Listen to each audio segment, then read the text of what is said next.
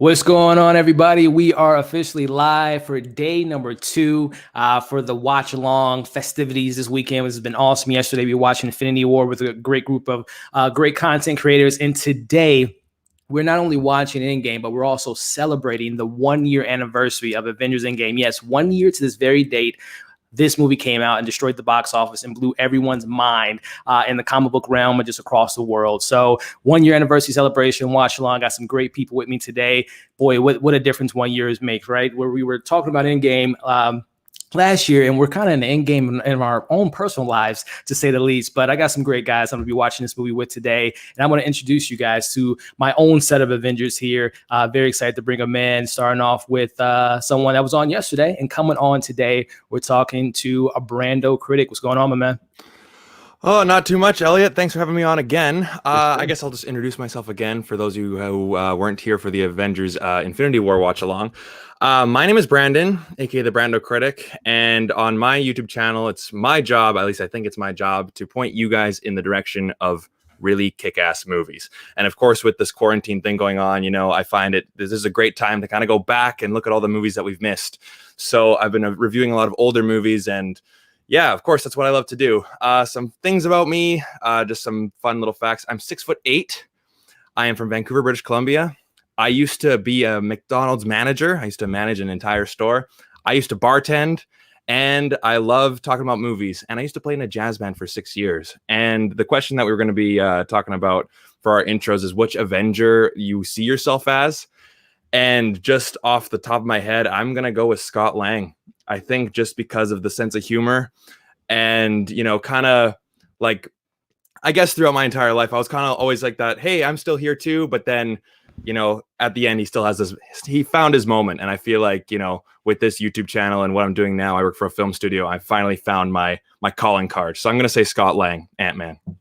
That's a great choice, man. That's a great choice. And I'm excited that we're watching Endgame because Ant-Man plays a very big part in this movie. Oh, he does. Yeah, very big part, to say the least. So glad to have you on, Brandon. Bringing in my next guest here. Really awesome guy. He has an incredible Instagram page. He does a lot of group projects.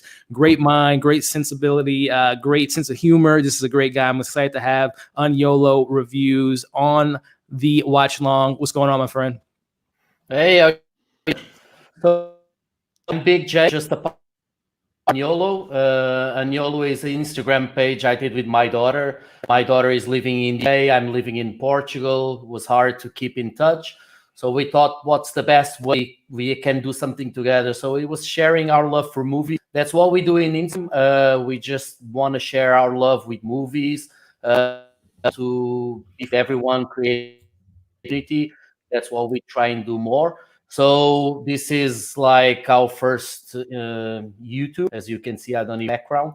And we just came along to be with him here. So if I had to choose a Avenger, probably would be Hawkeye, because I think I would just feel completely overwhelmed with everyone talent around me. And I was thinking, God, what the hell in here? So maybe Hawkeye, and doing it plays up, and I think that's what we're doing, playing our part and be part of a team. I love that pick, man. Hawkeye is the kind of the sleeper of the Avengers, the original Avengers, and I love that choice, man. I'm so glad to have you on. Another person I'm bringing back in from yesterday is one half of Talkin TV podcast. We got Chris with us today. What's going on, man? Yo, what's going on, guys? Elliot, thank you for having me back, man. Last night was an absolute blast. If you guys missed it, fear not. Go and check the YouTube video out up on Elliot's channel. Me, though, myself, who am I? Well, I'm back here yet again, and I'm excited to be here. My name is Christian Evenko. I make music. I make podcasts. I have 2 podcasts. Right now, right here, I'm promoting my show about movies and television called Talkin TV. So if you like what I bring to the table, I got a partner in crime, Dom, the movie nerd. I'm the TV nerd as we go on our show. So just follow the link to our show, and you can find my music, my other podcast, but most importantly, Talkin TV. And so Elliot asked a great question. What Avenger do I identify with? Who would I consider myself to be? And I gotta go with the Hulk, man. I gotta go with Bruce Banner, just because I feel like you know, he's had such like a hard time figuring out like who he wants to be. That's part because there's two people inside of him, but sort of ironing that out and finding his path. And so where he's at right now in the cinematic universe is kind of where I feel where I'm at, where we're just figuring it out and we're taking the first steps to build on it. So yeah, I got to go with the Hulk. And Elliot, thanks again for having me, man. Appreciate it. Yeah, it's my pleasure, man. That's a great choice, Bruce Banner. So more of the Bruce Banner or the actual Hulk, the Smasher? I'd say more Bruce Banner because I feel like the Hulk, even though it's simple, he kind of always knew what he was. You know what I'm saying? Love it. Love it. Yeah. Awesome, man. Well, I'm glad to have you on again, my friend, and bringing in someone else from yesterday's incredible live stream, coming from Cali, my friend David from Flix Talk. What's going on, man?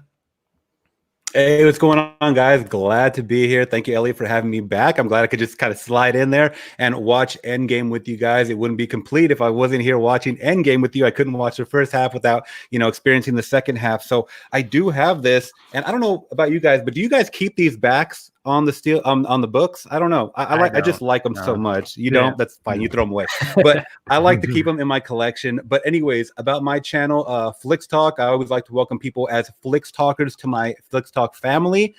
Just my YouTube channel, and I love to just talk movies, a little bit of TV shows here and there. I'm kind of getting into there if I can get some time, but I like to do a lot of, unboxings. I like to do a lot of collectings of 4Ks, Blu-rays, even some old retro. I don't know why this is going out. Focus. Okay. I don't know. Lost my train of thought. Sorry, guys, but I am a collector. So if you guys like out and abouts and stuff like that, I know we're quarantining.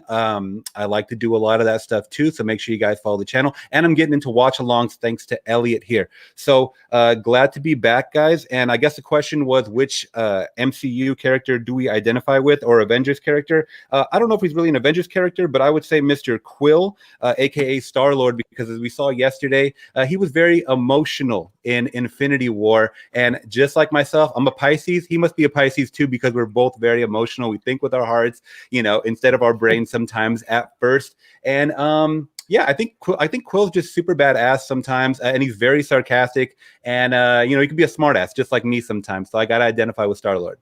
I love it. Star-Lord's one of my favorite, man. I think Chris Pratt has a lot of room to kind of grow the character in the next Guardians movie, and that's some great choices, guys. So we are going to start this live in about 3 minutes. So for those that are at home, if you don't have the physical copy at your disposal, the movie is available on Disney Plus. So if you guys want to go ahead and queue it up on your TVs, your tablets, your smartphones, your computers, wherever you like to watch your movies, go ahead and queue it up. We want to get this bad boy started, like I said, in 3 minutes. So we have one more guest that I'm waiting to come on, but if he doesn't come by, no worries. I'm very happy with the panel we have here today. I've got a lot of awesome conversations we're going to have. So before we kind of get into it, guys, again, if everyone can go ahead and give this video a thumbs up, and also all of these awesome content creators, their pages, their Instagrams, their YouTubes are in the description below. So definitely subscribe, show them some love. They have a lot of great content. So before we get into it, guys, and we got 2 minutes to kind of run through it. So quick kind of speed round, starting off with Brandon. Last year, man, this film was coming out, and now we're looking at a year later.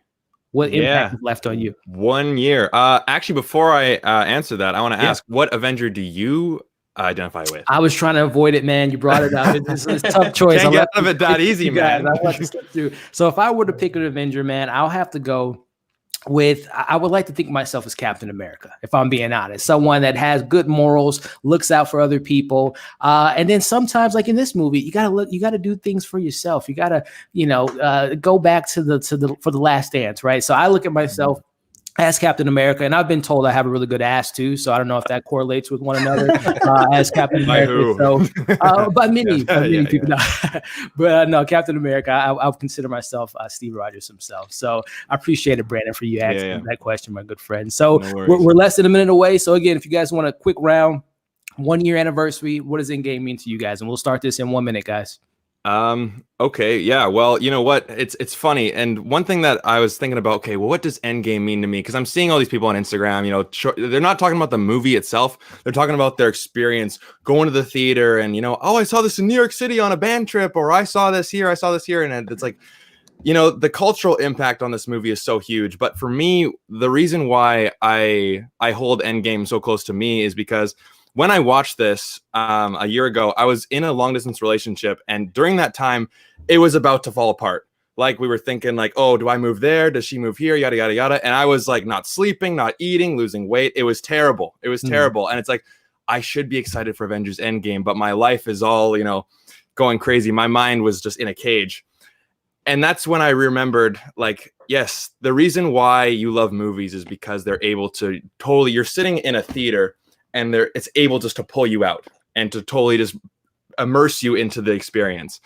And I always look at Endgame and I remember why I love movies in the first place. And I think, you know, and because I'm driving to the theater, it's like, I should be excited to see what happens, but I'm not even thinking about the movie. I'm thinking about all this personal crap. Right. And then the movie starts, you go, yeah, it's magic. So I think that's why I always hold Endgame so close, because it always reminds me that the power that cinema can do. Well said, my friend. And I'm gonna get all you guys' opinion on that, but we're gonna go ahead and start this movie, guys. I got my old classic iPhone. So in the count of 5, so in 5 seconds, we'll get this bad boy started. So in 5, 4, 3, 2, 1, go ahead and press play, everybody. Again, on your physical copies, your Blu-rays, your Disney Plus, whatever the case may be. Let's get this started. So YOLO, yeah, go ahead, man. If you want to go ahead and chime in after the year of this film being out, man, what kind of impact did it hold for you, my friend?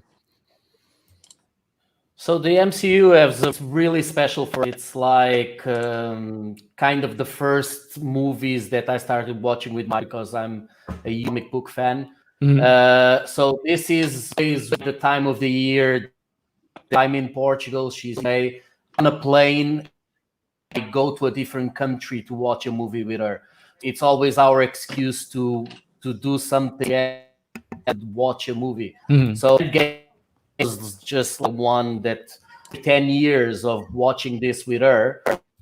It was the end of like a era. So Brandon said is like that of cinema, and now he gets us there and we share all these things. And now I'm watching the start of the movie and this relationship with his daughter. Yeah, all these things kind of, I see myself with my daughter. All this kind of, people see this as a comic book movie. They say it's not real cinema, some people, but for us, it is. And people like me, I don't know who you guys are, but I'm 40. So I live my life reading these books, imagining it, how we to see it. And we saw these movies, and we probably thought we never were going to see something like this. So watching this movie was like something to forget. That's awesome, and I really appreciate you sharing that with us. And that's it's beautiful, man. You know, almost put a tear in my eye, my friend. I don't want to cry in front of the camera. Now, that was great, man. I appreciate you sharing that with us. And again, David, I would love to get your thoughts on the impact that this movie has on you. And before we even dive into that, we just saw one of the most devastating openings of the Avengers movie, seeing Hawkeye and his family just disappear. Yeah. So, yeah, David, what does Endgame mean to you, man, a year later? Well, first off, that was a very, very touching scene. When I first saw that, I couldn't believe it. I think I had a tear in my eye as well. But you know, going back to where I was, I mean, this was I gotta agree first off with Agnolo, and just say that I think I talked about this yesterday too. Is a lot of people kind of disregard these Marvel movies as not being cinematic or cinema. Yeah. You know, and they're definitely up there. I mean, you know, directors have talked about it before, not being real cinema, and I totally disagree, especially as we get later into some of these MCU movies. They hold up with some of the big dogs of, you know, just some of these Oscar award-winning yearly events that happen where all those, you know, movies are nominated. But as far as how this holds true to me, I mean, in my heart is, you know, the last couple of Aprils, you know, 2018, then 2019, it was the sweetest springs. I mean, you had the back-to-back, you know, Avengers movies. And then, you know, you have this conclusion. I thought this movie in particular was awesome, even though I prefer Infinity War overall. This one just the final conflict, you know, the final resolution of everything, you know, the whole time travel aspect of it is very, very awesome. We get to see Captain Marvel, of course, spoiler if you guys are watching along for the first time, but yeah, I mean, we get to see a lot of cool characters just kind of teaming up once again, and perfect, you know, final send off, I think, in my mind. Well said, man. Well said. Same for you, Chris, man. We'll look at it reflecting after this year of this film just destroying the box office, exceeding most of our expectations, and the Russo brothers did it, man. So what does this movie mean to you after a year later? Yeah, so I kind of forged like a whole friendship out of just like going to see these movies, you know, because they come out so often, and then like out of like going to like, I think we started for Civil War, this group of friends that I made in film school. We were like, you know what, we have fun in the classroom. Let's all go and hang out. And so that kind of got us like in the habit of going to like see all these movies together. So just to like be able to like share from Civil War to Endgame with the same group of people, it just like, to me, it means like, you know, friendship, and just like we're all in different places now, you know, some went out to school in Cali, some stayed down in the city, some are back upstate where we are, but it's just nice to like have these movies represent like a physical piece of that very like important time. So yeah, to me, they represent like friendship and like, you know, good vibes, even though obviously we know what happens to some of the characters in this film, but Right. you know, I mean, that you guys hit the nail on the head in regards to, you know, and you respect everyone's opinion, Martin Scorsese and a lot of other directors and just people opinions in general. Some people don't take these films as seriously, and that's their prerogative. But like you guys said, man, these films really hit the core. I mean, we're talking about blue, purple villains and Nebula and Tony Stark. I'm talking about these, you know, fictitious characters, but there's something we could take away from these characters and implement in our real lives in regards to, you know, fighting for what's good and, you know, standing up for your friends. I mean, there's so much to take away from this film. So I appreciate you guys sharing that, you know, those personal stories. And I think that's, again, what movies and cinema is about, is connecting to these characters and, you know, impacting our lives. So very well said, guys. Very well said. So we're watching this opening now and it's somber, right? You're looking at Tony Stark, lost about 20 pounds in space for 3 weeks or so with Nebula. What were you guys thinking when you're watching this? Like, what is going on? Are they really going to kill off Iron Man in the first? He looks like old Captain America. Right, he looks like old Captain America. He looks like, I don't know, Chadwick Boseman on his Instagram account a couple weeks ago, lost a bunch of weight. But Jade. I don't know where Tony was at this point. I'm thinking to myself, there's no way they're going to take him out this soon. What were you thinking during this moment, Brando? Well, you know, I'll talk about the scene afterwards. You know, when you know, spoilers, when he gets back to Earth. You know, I think this is Robert Downey Jr.'s best performance, you know, just from acting wise. And, you know, like the whole MCU started off, you know, with him. Yeah. Right. And it all ends with him too. And, you know, like you said in the last watch along, you know, like he's been having nightmares about this moment and he's ultimately failed. Yeah. Right. And I think that's why, you know, we focus really on Tony the most in this movie. And yeah, just from a performance standpoint, he's phenomenal. Right. I agree. And like even people who don't normally like the Marvel movies, people still know it's like, oh yeah, Robert Downey Jr., like he's always so great in these movies, you know. So he's definitely the standout part, and especially in these scenes, like it's emotional, right? Yeah, it's great. Yeah, same with you on YOLO, man. What has Tony Stark meant to you in the MCU, man, in regards to seeing, you know, like Brandon was saying, starting off in 2008 with Iron Man, a man made his way out of the cave with a bunch of scraps. What does Iron Man mean to you, man? Iron was like a character in the comic books really followed, but what they did in the movie was just amazing. But for me, the more like I was a fan of him, and with all the problems he had, and he wasn't getting the break that he should. He's an amazing actor. If you watch something like Chaplin, it's like just outstanding. Because of personal problems, he lost the opportunities. So for us, this is our like redemption also from him, not just Iron Man. And I think that's why he's so this part, because in a way he's someone very similar to him. He's playing someone his flaws. He still makes the best out of it, and he still takes it the joke and tries and does the best he can. So like Iron Man for us is like the character in all this universe that always the most true to us, like there was meaning, and it was like the redemption part is just and see where he is now. Apart if you forget Bully is doing amazing, so you're gonna get a lot of opportunities. That's awesome, man. No, that was really well said. And I think, yeah, you're right. You know, Iron Man, with all his flaws, you know, the kind of pompous attitude and the ego that he has and all that stuff. But as the years went by, he is, you know, as a Captain America, my favorite Avenger, said to him, you're not the guy that's going to lay your life on the line or save people. But we've seen he has done that multiple times, not only in his solo films, but and all the Avenger films. So it's been a great arc. So David, man, where were you at right now? You're seeing Captain Marvel, who's, as you mentioned yesterday, is kind of the Superman of this universe, if you want to call it that. She's saving Tony. Again, where are you at right now, man, in this film? Where you're just like, this is where are we going? Yeah. So first off, I mean, Captain Marvel is definitely one of my tops. I mean, not only because she doesn't really have a kryptonite too much. I mean, she has all the, top abilities. It's kind of like one of those things where it's like it's like, well, shit, I can't create any more superheroes. Let's just throw all the superpowers in one person, which people think is, you can't go anywhere from there. Really, you can't defeat that. But yeah, going back to Tony Stark, watching him, like Brandon said, I mean, he really excels in this film acting wise out of the two movies, I believe, because he had a lot to prove. I mean, he knew he was going to be the, well, I won't jump ahead, but we knew, what ends up happening to him. And I just couldn't, help but think of his past life, in his real personal life. This guy was someone that overcame so much drug use, so much, he was involved with the law so many times. He was in court, and this was during the peak of a lot of his movie career. So it was either you go to prison or you get your life together and you bounce back. And that's exactly what he did. And that was something that a lot of actors back in the 80s and 90s could not do. So from there to here, it was exceptional. And I love his performance in this movie. And I think they focus on him a lot more in this movie. No, well said, and totally agree with you, man. Chris, what's your kind of, looking at the evolution of Tony Stark, aka Iron Man?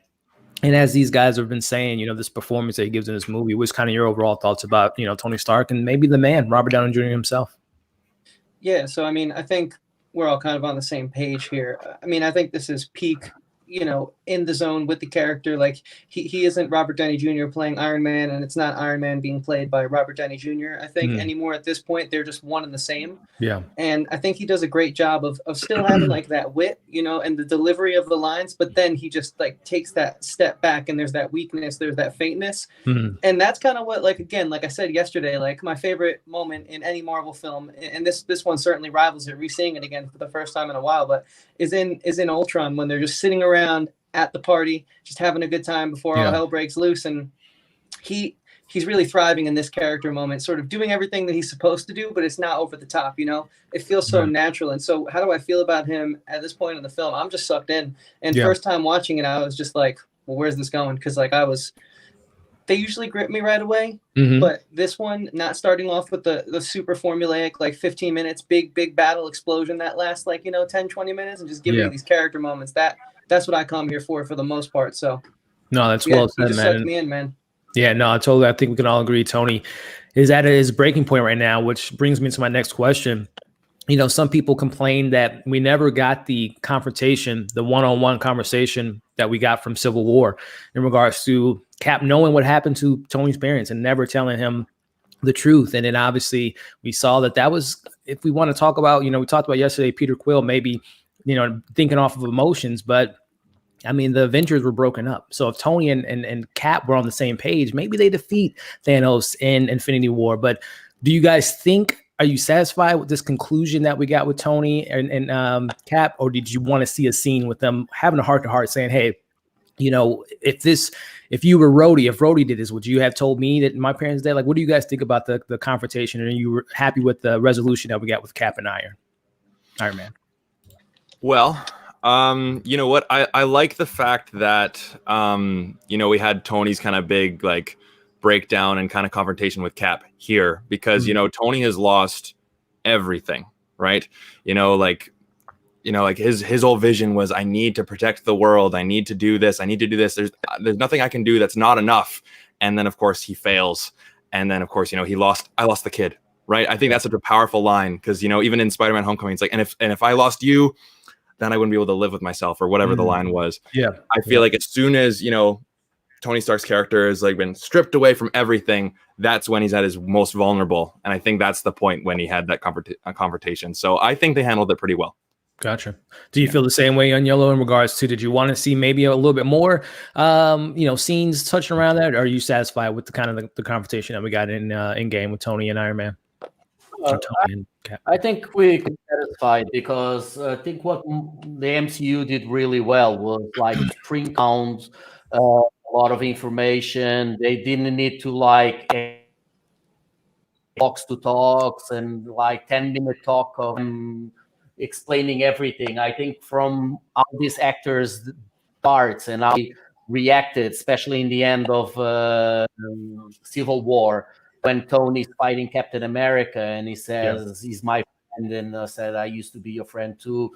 Yeah. I think those lists, or if they just had a big 10-minute talk about what was going on. So things like this, I like it. He still sees capital in this, but he feels that maybe he could have done more. And you feel it with him because of the ups. He probably be ready 3 hours, and the MCU is like so many movies long. I think they couldn't go everything like more detailed that they did. And for me, it's perfect how it is. Gotcha. No, well said, man. And David, I would love to get your thoughts. I mean, we're 10 minutes into the film, or 15 minutes now. We're at the 15-minute mark. I was going to say, are we off? Are we off? Yeah, no, we're at the 15-minute mark, and we're seeing Cap, as he always says in Avengers language, but he's saying, let's get this son of a bitch, man. Where are you at right now when you're hearing Cap swear and going to go for Thanos? Yeah, I mean that just proves that all bets are off. He's definitely getting away from that PG-13 level, and but yeah, I love the banter going on. But everyone kind of talking to Captain Marvel. Where were you at?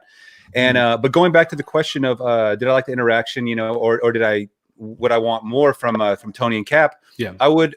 As a fan, I would definitely love a little more, a resolution from them too. But I mean, that could be a scene that could be extended on. I mean, maybe a deleted scene or something like that. But this was just enough for the basic audience, I guess. You didn't want to throw too much of that in there, but there is definitely layers to their relationship.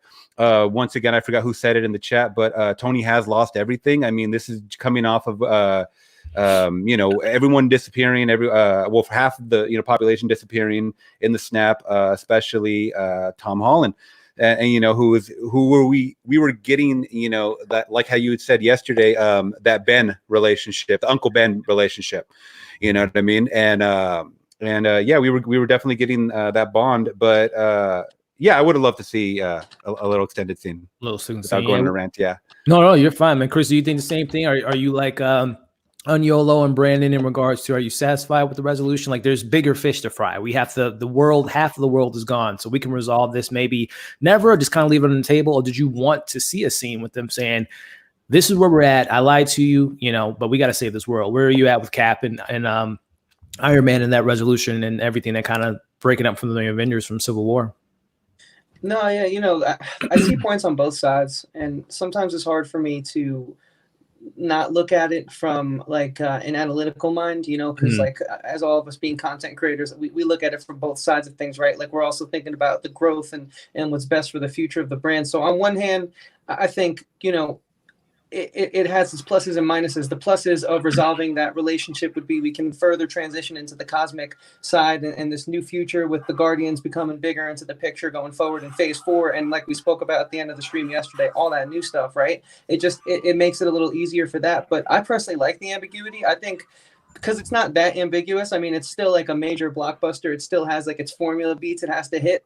But for me, it was just enough stray from what we had gotten from the 12 years prior that further kind of like locks me in this film, because I'm like, okay, so we're in this many years and we're still getting new flavors, even if it's just a little touch. Like that keeps me on board and that keeps me refreshed, No, that was awesome, and no, that was really well said. And I'm on both sides of the fence. Like I felt like there's bigger fish to fry in regards to that resolution, but I'm fine with how they handled it in that scene. But now we're watching Thanos pretty much, he as he's saying now, the universe required what he did in Infinity War. And he's kind of, as we talked about yesterday, guys, he did his job, which he accomplished everything. But I love how they're just cut his arm off. They're in there asking questions. I just kind of love this moment here with our characters.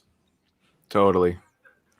And I definitely don't want to leave out the chat. We got some awesome people in the chat. Thank you all for coming and joining the live. Again, if you haven't already, definitely give this video a thumbs up.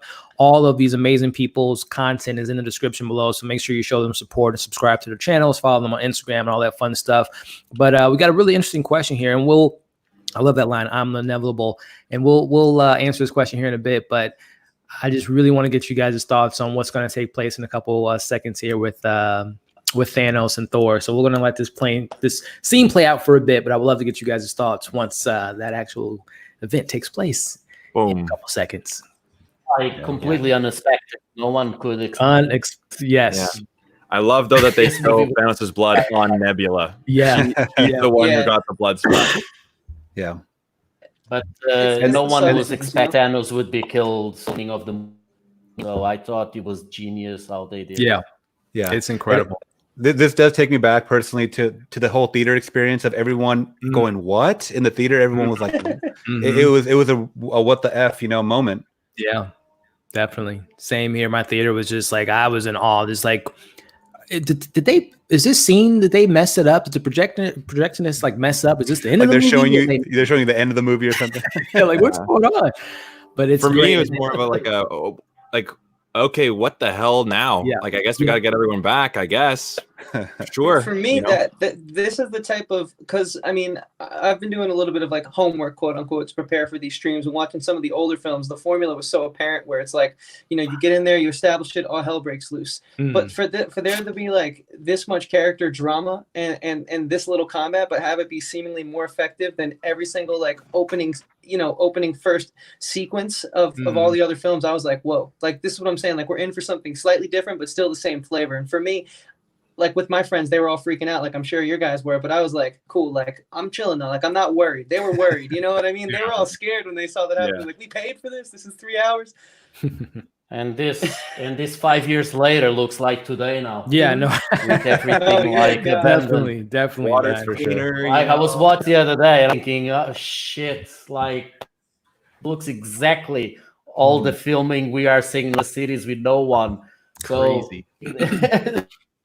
No, well said. Less than 5 years. Yeah, and I don't know if you guys have watched HBO's The Leftovers, but this definitely kind of gave me those vibes as well, which is one of my favorite shows of all time. But yeah, the somber feeling of this, and just a really crazy moment. And then again, like you said, on Yellow, that 5 years later, just like, what is going on in this movie? And I was just so on board. But we got a question here. My question is, will we ever see another villain that can reach the level that Thanos did? So again, round table style, starting off with Brandon, man. Really cool. Will we ever see another villain? Well, I'm sure that Kevin Feige has a plan, with Phase 4. Like they're not just gonna, continue on this story and just kind of like, I guess these films make money. Let's just keep going. Let's just see what happens. Like they have to have some sort of plan.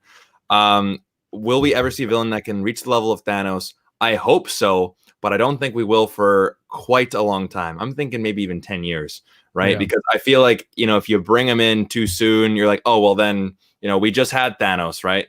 But, if you take your time, establish the new story, right? Endgame would be like part 1 of the bit, or like the Infinity Saga, and then you have like the next big one. So you need to have that next big villain, but work up to him or work up to her. Could be her as well. Yeah. So we could, but it's going to take a while.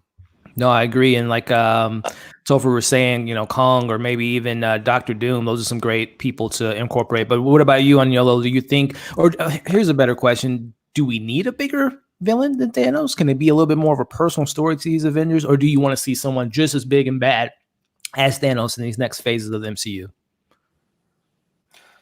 Well, the question is not if we need it. It's like you guys said, these movies make a lot of money and they get money they make. So I think they're going to take probably another 10 years, but we have to reach something like this. And I think like reading books, the only thing that it's as this is probably Secret War. And for that, I see them doing it with Dr. Doom, because Dr. Doom plays a big part in that book in the end. Yeah. And he kind of gets powerful as Thanos or more. So if we kind of start with Dr. Doom, very little, start interacting with Fantastic Four, just have him kind of role in the MCU, maybe we can have him reach out to be that kind of villain. Not a lot more. There's Galactus, but it's not an interesting character compared with Thanos. It's like more interested to see Silver Surfer than to see Galactus in a way. So yeah, for sure we will. And I know they already have planned the next steps of these movies, because if we look at certain things, it's probably they had the idea to do this with the first Avengers, so they probably will have an idea where to go, and then it's just corrections in some places. But yeah, I'm sure we will. I would say Doctor Doom will be the perfect one. I love that pick, and I know, Dave, I saw yours, your answer in the chat, Galactus. But again, just posing the same question to you, man. Do we need someone to rival Thanos, or what's your thoughts on the next 10 years in regards to a big bad villain? Oh, definitely. I wanted to acknowledge also, I think, was that Chang from The Hangover right there they just showed? I forget the guy's the actor's name, the original actor's name. The comedian, started off comedian. Anyways, so yeah, I totally agree with Aniello as far as, I think actually both of you guys said it, Brandon as well, about the development of about 10 years jumping ahead to reach something of this magnitude. And the reason why that has to be, I think, in phase 4, the next phases, is that you have to build up something like the Avengers. So unless you have Eternals just exceeding everybody's expectations and just, creating that, and then you having a crossover with X-Men and Fantastic Four, you're going to have to get it back to that level where they're all teaming up once again to battle this huge entity like Galactus. That's the only person I could see, up to a Thanos level. I love Doctor Doom. I just don't see him at a level of a Thanos character. But then again, I don't read the comics like like some of you guys do. So I'm just going off of more of a movie level. And but yeah, I would love to see either of those guys come be a future villain in the MCU. I would love that. No, well said. And then Chris, I'll leave it to you, my friend. Going back to this big bad for the next maybe Avengers 5 or 6, or would you want to see? Oh God, I don't know. Yeah, here it comes. Are we gonna go? Does this get to you here, Brandon? This scene gets me. This is the one. It's so funny. Out of all the Marvel scenes, out of all the Marvel movies, it's this scene that gets me. I don't know what it is. Well, I mean, I know Ant-Man's your guy too, so that helps. Yeah, Scott Lang's my boy. You're so big. It's such a great line. All right. But yeah, going back to the big bad, Chris. Do you want to see a Galactus, a Doctor Doom, or hell, do you want to see X-Men versus Avengers? Is that something you would like to see in the future? Yeah, so I mean, if it has to be a quote unquote big bad, with David, I want Galactus. But to be honest with you, I would love to see them lean into more of the Loki angle. Someone who is this anti-hero that sort of flirts back and forth between good and evil, and really ride that. So they have to question, like, well, we know there's good inside of him or her, but do we?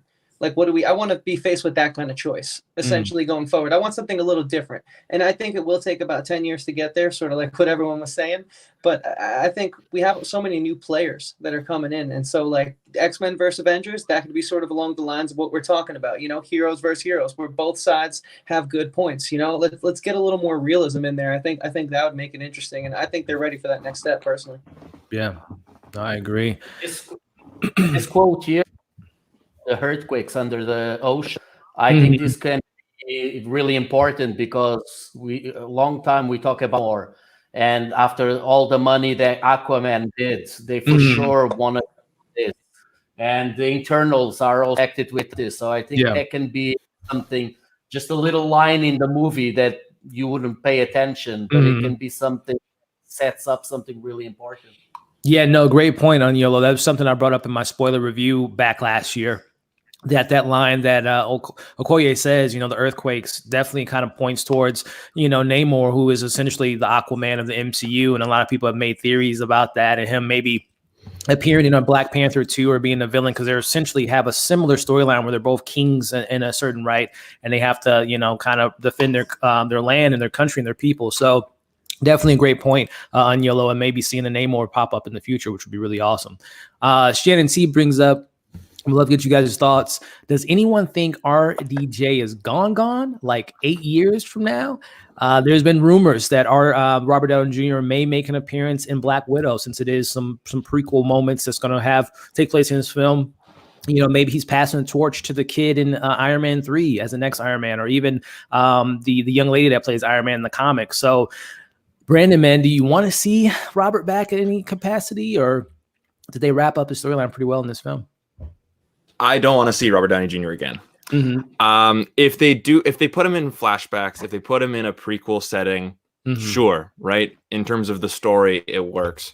But you know what? Like I said in the beginning, seeing Iron Man in the beginning of this movie, like he's lost everything. Like he's the one who has to make the ultimate sacrifice to end this great story. To bring him back, I guess you can call it pulling a Palpatine, I guess. But I just think that it would just totally lessen the entire Infinity Saga. Like starting off with Iron Man 1 and ending with Endgame. Iron Man was basically the hero, like the one guy to save the day, right? And for him to be brought back through, I don't know how they would do it, but I feel like it would just lessen the emotional impact of these movies by a huge margin. So in my eyes, I don't want to see RDJ come back as Iron Man or Tony Stark in future installments of stories. If they bring him back for flashbacks or prequels, sure. But yeah. Gotcha. Same question to you, Aniolo, in regards to, do you want to see Robert back? Do you feel like Brandon said, it kind of takes away the moment from Endgame, or do you look at that as a creative challenge to bring him back and find some creative way to make everyone like they did it again, they brought him back? What's your thoughts on Iron Man maybe coming back? Well, they came back exactly because of what Brandon. I think he'll be present, a kind of a Jarvis, voice, kind of artificial intelligence, something. That's going to be present. The new Avengers. In the comic books, we get Lionheart. That's like a girl Iron Man. Can be his dog. Can be anyone. I think he will be more, because what we like also about Robert Downey Jr. is like the jokes and the kind of personality, and he can do that even if he's not present in his body. He can do that just by voiceover, like Jarvis did in the first Iron Man, and we had the funny robots with the extinguisher, putting the fires out, and that kind of interactions. It's still possible, I think, but they can't bring him back. If they bring him back, it's completely it's not going to work. Everyone, big fans of Robert Downey Jr. don't think he should be back because he did the sacrifice, but if he got that sacrifice, is worth nothing. So they can't do it.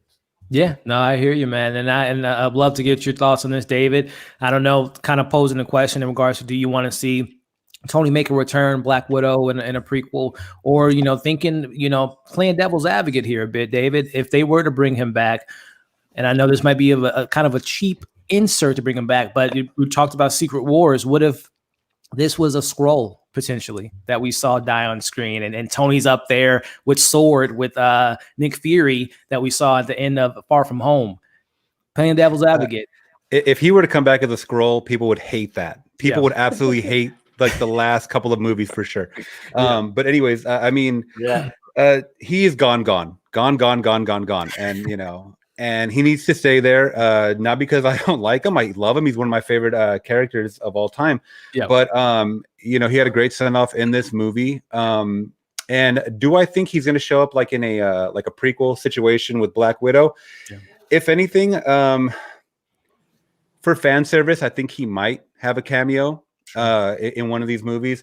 But as far as the future movies going on, I think Aniello said it about the whole passing the torch to like a Lionheart, or I think even Brandon said about the I don't know if anybody said it actually, about the kid from Iron Man 3, just kind of passing the torch to a younger generation. Because I mean, we see how well Spidey's doing young Peter Parker, as Tom Holland, and everybody's loving that. So it's like, why not add another young teenage, fresh face to the MCU? That might go well. I mean, it might fall flat.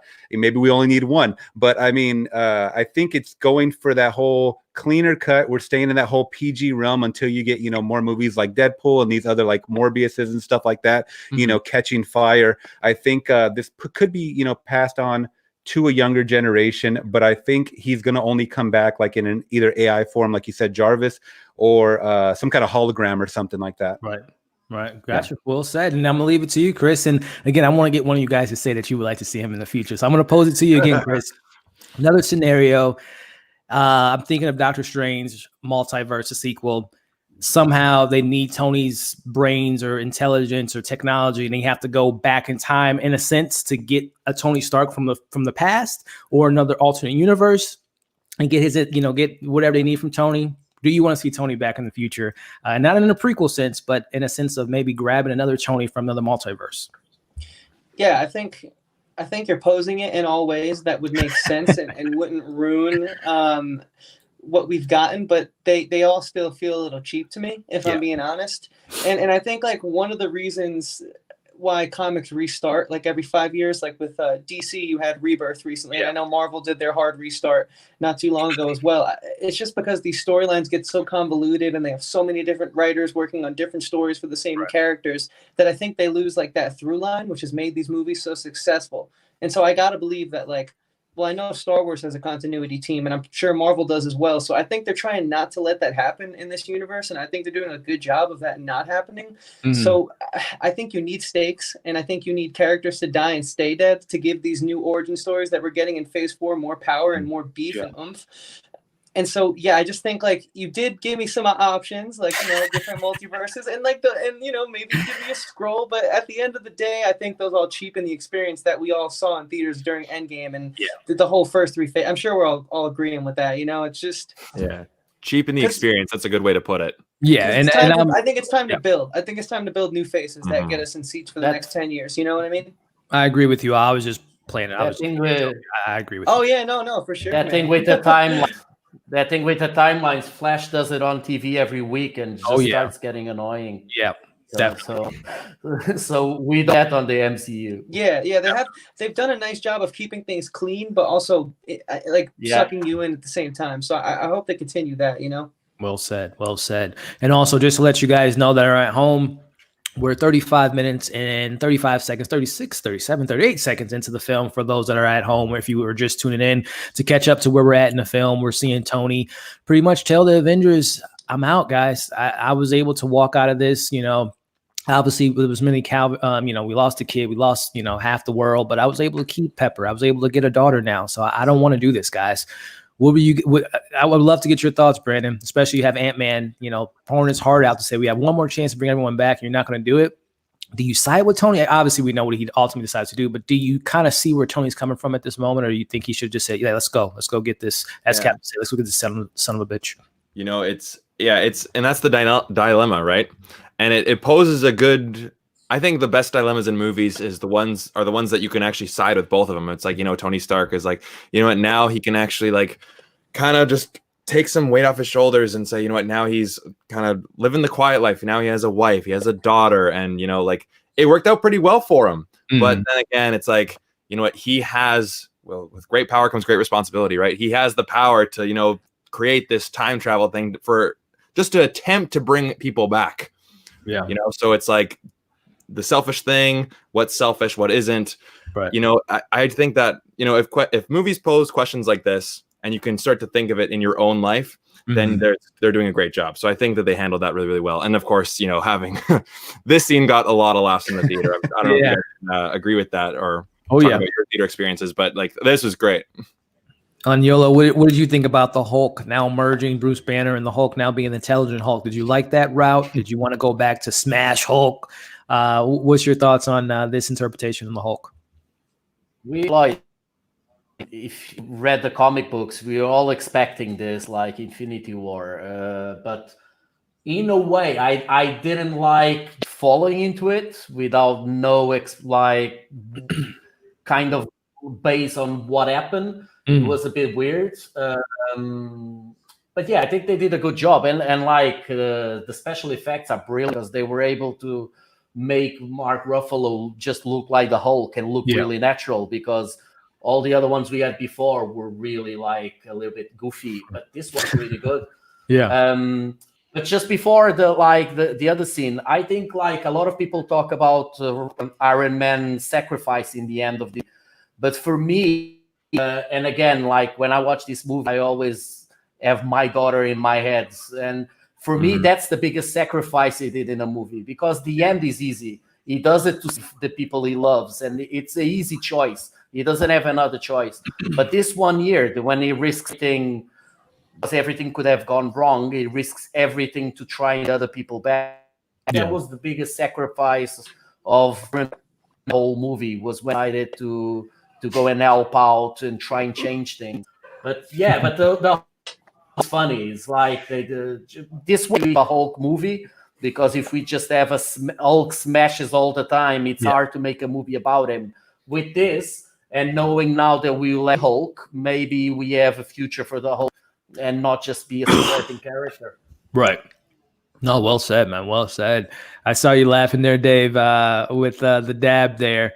Are you a big fan of what we got with Hulk now in regards to this this hybrid Bruce and Hulk merging together?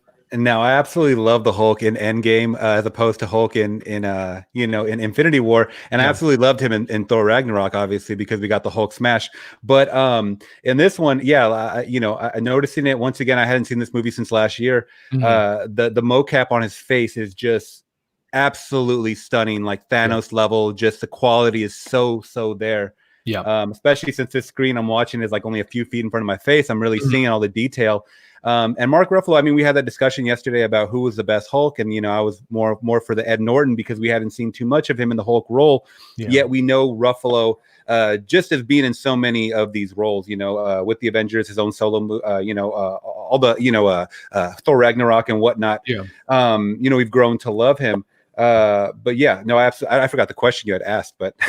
No, I mean, do you like this version of the Hulk, kind of the merger of the two characters? I do. Banner. Sorry, I just popped in my mind. What Agnolo said is just kind of like we didn't get a explanation. We were just kind of thrown into how he became this, more intelligent Hulk. He has the glasses on.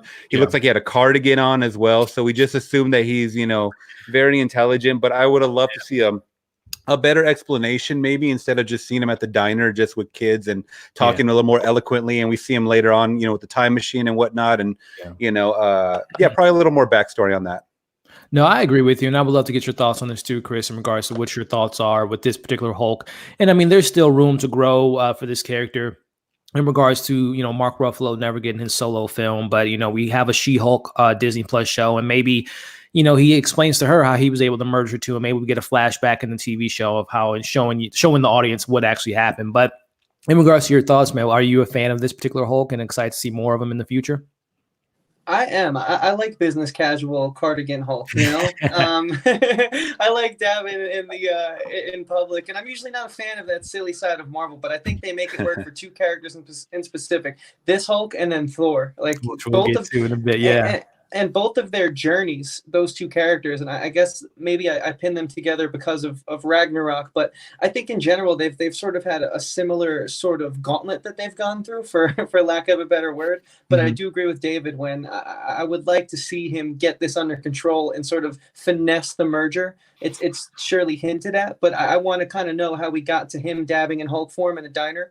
And so that's why I was like sort of bringing up yesterday that I think like the most unfortunate thing about these first 12 years, right, is that he's sort of the one that's been in contract holdout. So we haven't gotten that solo movie where maybe they might explore that and explain that. And so even though we have all those new films coming in phase 4, like that's maybe what I would like to see the most, thinking of it now, sort of reprising the question you asked yesterday, but who knows if we're going to get that, so we got to take what we can get with him.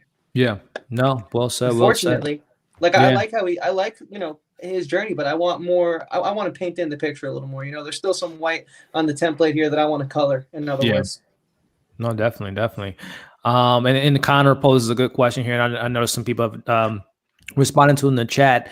In regards to preference of Infinity War versus Endgame, I think a lot of you all have said in the chat, and I think a lot of us probably agree. I would probably say Infinity War's Thanos was my preferred Thanos, just because, as a lot of people are saying in the chat, this particular Thanos in Endgame, it's not the quote unquote this timeline's Thanos, so it really doesn't have that emotional pull to it. But what do you guys? Are you guys in agreement with the chat there, preferring Infinity War Thanos with Brandon?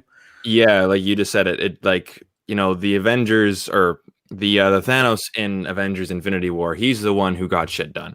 He's the one who got all the Infinity Stones. He's the one who kicked all the Avengers' asses, and they didn't stand a chance against him. With this Thanos, he finds out about the Avengers maybe halfway through the film. It's like, oh wow, I guess I did do it. all right, cool. You know, there's not that real strong emotional pull to it, like you said, with compared to the Thanos of Infinity War. Yeah. No, well said. So Well said. I agree with you there. And I think I'm gonna to be fair, yeah. Infinity War was all about Thanos. Thanos movie, in a way, was the main character. He had the time to show the highs and lows, and this one he doesn't. Like you don't really even care. This one, he kind of convinces you that he's doing, and he has a reason, and you kind of sometimes think, is he right, wrong? In this one, it's just wrong, and you know it. So it's more about the Infinity War and how they show Thanos there that makes him. Definitely. Same thing with you, David, in regards to preference, Infinity War versus in-game Thanos. Yes, I think the other two guys that were in the chat yesterday, well, not including you, Elliot, but we had all agreed, you know, Infinity War, pretty much it was on the top of our list as far as like top 5 MCU. And I mean, not to say Endgame at all is anything, you know, but superb. But it focused, like Agnello said, it was a Thanos movie. It was one of those things where, you know, we were seeing a villain that he could not be stopped. I mean, he just kept progressing and progressing, and until we got to the end, and it left us with that cliffhanger of an ending that was like, what? You know, and then we get our end game now, which is more the focus on all the remaining characters, obviously, which brings us back to an actual like Avengers style movie. So that's why I like this movie, even though it's, you know, not as my favorite as Infinity War, but definitely Infinity War for sure. Just overall preference. Yeah, and I actually love the battle scene a little more in the end of Infinity War than I do at the end of this movie. awesome. Ooh, hot take. I love to see. I love when we get to that moment. That though, David. I agree with you, 100% with you on that. My favorite big battle scene, I think, is Civil War, though. That airport scene. Oh God, yeah. That's just special in my mind, you know. But if out of these two that we're talking about, I think, Infinity War. I mean, this doesn't not knock it out of the park, but I don't know. Their setup was just so legendary for this film. It's hard to tackle and top. Awesome. And I'm just going through some of these comments, guys. Again, appreciate the support. Again, if you guys are at home watching with us, we are approximately, pull up my timer here. We're 45 minutes, almost 46 minutes into the film, and we're seeing another moment where an Iron Man and Captain America somewhat come to an agreement that there's bigger fish to fry, and we got to just put our differences aside and get this job done. But really some great comments. Again, some people are bringing up in the chat in regards to, you know, shout out to Q. Shout out to Q Reviews, by the way. Shout out to okay, super chat. Hey, Q, my guy, he was in yesterday. Q from Michigan, man. I appreciate that, man. Really appreciate the support. Can't thank you enough, my friend. And we'll definitely be having Q on Movie File sometime soon. I really appreciate that, man. Thank you so much. Yeah, wish he could be here. Yeah, he's with us in spirit. He's with us in spirit. That is true. We do have an extra slot too. We have an extra slot, guys. Yeah, I mean, and here's the thing, guys. I don't know if I've seen people do this on other streams where they share the link in the chat. If someone wants to join in, Q, if you're free, or Connor, or anyone, honestly, if you guys are set up if you're watching at home now, you got a good mic and internet and everything and good lighting, you can join the chat if you guys would like. Let me know if someone's interested. I'll share the link in the comment section and bring you guys in if you're interested. Let's do it. That'd be wild. Get a little surprise guest. It'd be funny if if the Rooster Brothers were watching this, right? And they're like, "Oh, we'll join in." We break YouTube, Feige, right? This is the thing, though. I love how they're just like they're just both like they don't want to show that they care, but they care. You know, it's like, come on, guys. Like, no one else is around. You know? That's how guys do it. That's how guys do it sometimes, man. Yeah, you're a good friend, bud. They do that so well, though. They don't need to have the conversation. Just like with these minutes, you kind of can understand their relationship. You don't need to be too honest, and let's talk about it. These little bits like shows. This is hilarious. This part. Yeah. The taco. Yeah. Poor Ant-Man always getting the short end of the stick, huh? Yeah. It is hilarious. It's like Paul Rudd is one of the funniest guys ever. Oh yeah. Like doesn't even need to talk. Just his faces is like, what the hell is going on? And that's another. I would love to get your Brandon. No, they announced that the Ant-Man 3 is definitely in the works, and the writers of what is it, that show I don't watch, well, I know a lot of people love it, that animated show, something, what is, I'm drawing a blank, someone help me out in the comments. What's the writers of that show with the time travel, goodness gracious, Doctor Who? no, it's an animated no. show. It has like 4 seasons. People love this show and they talk about it all the time. They travel. It's a time traveling show. Oh, Rick and Morty? Yeah. Rick and Morty, yes. Rick and Morty, yeah. I believe, are going to be the writers for the new Ant-Man 3 film, and apparently it's supposed to maybe introduce the Young Avengers. So is that something you're looking forward to, Brando, in a future Ant-Man film? Well, that's the first I'm hearing about it. Like I'm one of the few people who actually, really rank the first Ant-Man as one of my faves. I really do like that one. And of course, how can you forget Michael Pena's scene when he's like, explaining the MCU and blah, blah, blah. And it's like, I think someone said before Endgame, for people who have never seen it, Michael Pena should have just done like a scene like that to totally just explain everything. But, awesome. but it's funny. I really do enjoy Ant-Man, but hot take, I can hear people hitting unsubscribe right now. I didn't like Ant-Man and the Wasp at all. No, I don't think that's a hot take. Yeah. And I didn't like that at all. And it was a shame because I do like Paul Rudd as Ant-Man, and I just wasn't a fan of it. But you know what? Like, that's the thing. There's Marvel, like, their track record is they have more hits than misses. So if they are bringing in these writers to go on with Ant-Man 3, you know what? Like, I'm up for anything. If they can bring us the Guardians of the Galaxy and then bring in Taika Waititi for Thor Ragnarok, like, they can always think outside the box. So they're professionals, right? They're making these movies because they know what they're doing. So let's hope that I feel like let's hope that Ant-Man 3 is good. Let's say that. Definitely. Well, even a flop is like 400 million, Mm-hmm. Exactly. I agree with you on that. Now we have Disney Plus now with all these TV shows. I was saying this in the theaters before we even knew about Disney Plus and like the extent of it. Give me this sitcom. Like keep them in here in this little bubble and just give me these half-hour episodes. What do you guys think about that?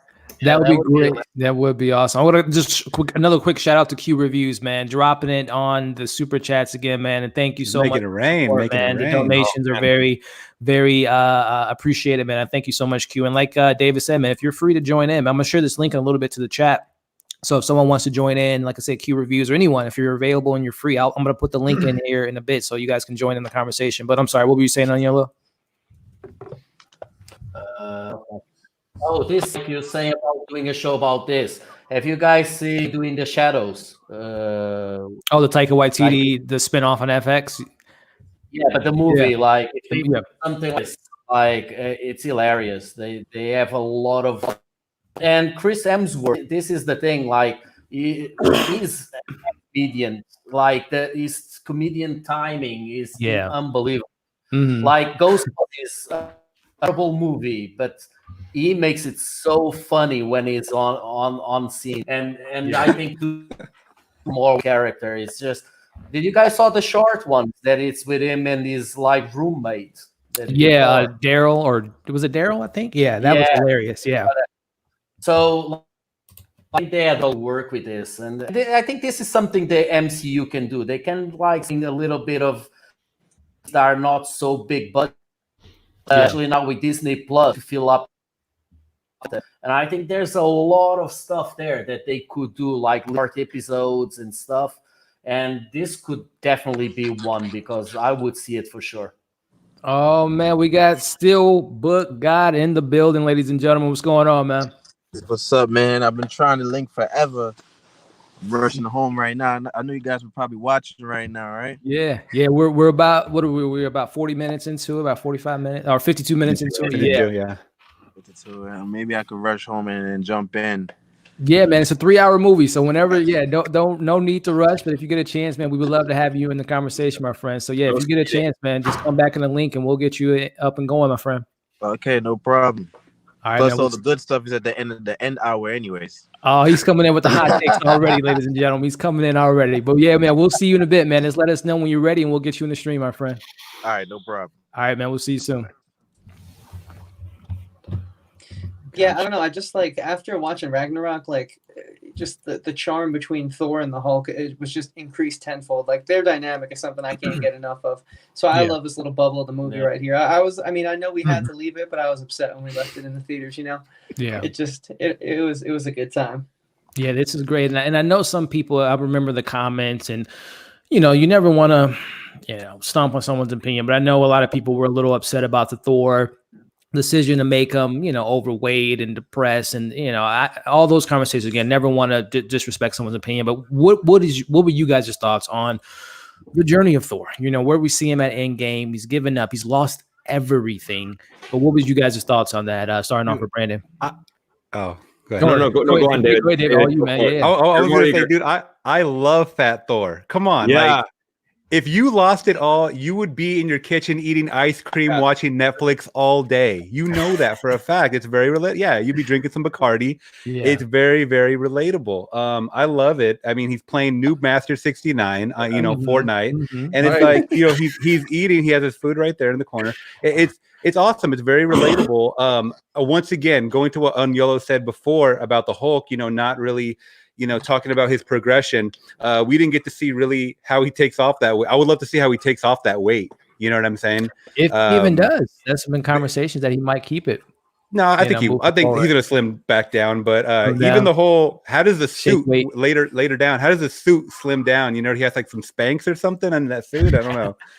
But I would love to get everyone's thoughts on Thor, Big Lebowski Thor. But I know for Unyolo, I know you had said earlier that Hawkeye was your, you know, you would consider yourself Hawkeye.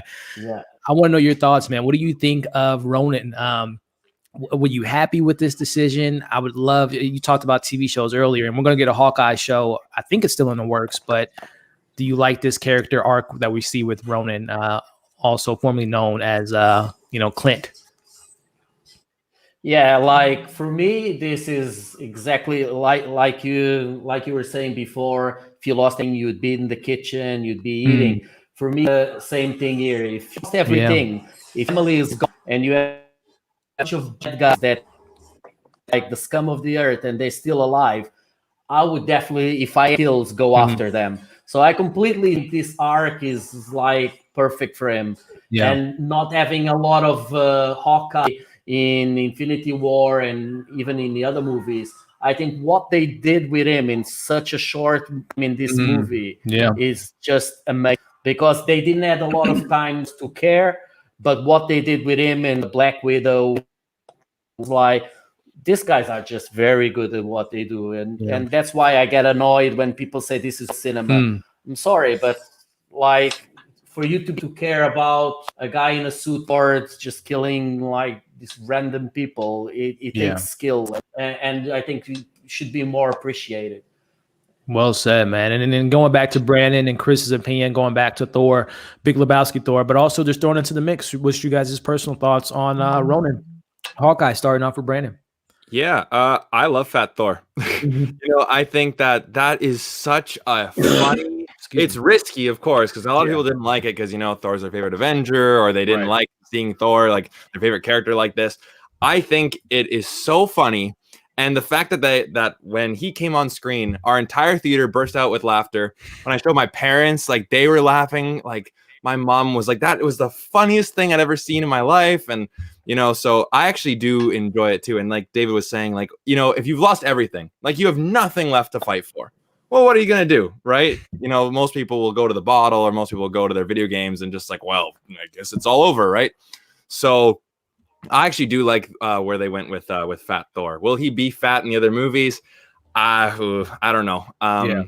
Who knows, right? I'll leave that up to the makers of the movies. But in terms of Ronan, like I'm not like, I don't read comic books, so I don't know much of the history or anything. In terms of the Ronan thing in the movie, I'm kind of indifferent to it. You know, it's like, okay, well, if Hawkeye, you know, he lost his family right from the beginning, and now he's going on his own like vigilante thing, it makes sense. Right. But in terms of like the real strong emotional like character arc, I think like, isn't that like the only scene we really get about Ronan anyways? But I mean, like, again, it works. Right. But it's not something I'm super invested in. I'm kind of indifferent to it, but I'm glad to see him. You know, we didn't get him in Infinity War. So I'm just glad that he's here. And again, we I might. think, Yeah, go ahead, Chris. Oh yeah, no, sorry, man. No, I was just gonna say, like, I remember at first being in the theater and like wanting to hate Fat Thor in like the first 5 seconds, but then I just couldn't deny like the comedy of it and thinking about like what he's been through and how much he's seen. I feel like he's honestly, in my opinion, and I'm sure this is gonna be a hot take.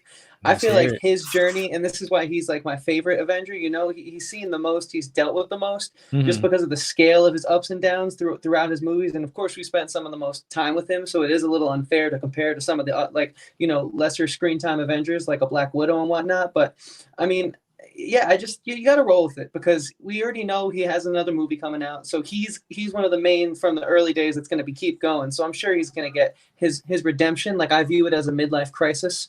He's been through so much, and sometimes people just need to fall to get back up, and he always does. He always gets back up, and he always gets back up a step higher. And like with Hawkeye, I don't mind him, but I personally feel like I've never gotten to know him on the screen as much as I have in the comics. Yeah. So Yeah, exactly. it's tough. It's tough because I want to like him, and that's why I think Disney Plus having these shows with WandaVision, with Loki, with Hawkeye, like the characters that have certainly made the movies that they're in, the respective films they're in, great films, but they were more so like not plot devices, but more so catalysts to help our main characters like Thor, Captain America, Iron Man, overcome what they were going through. So now I'm excited to see them shine.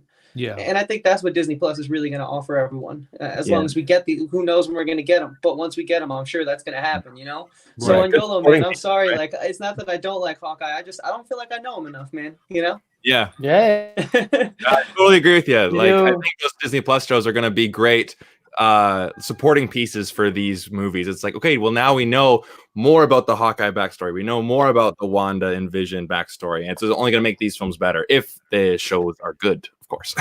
Yeah, then that is the caveat. I think the big caveat. I love this comment here by Topper. What do you guys think about that? No, Sure. that's great. That would be awesome. No, that would but be so awesome. have you guys seen? Oh my God, I'm blanking on his name. From Jumanji, not the Rock, the other one. Kevin Hart, Kevin Hart, No, the Jack Black. Jack Black. Jack Black made a load of videos, and it's him.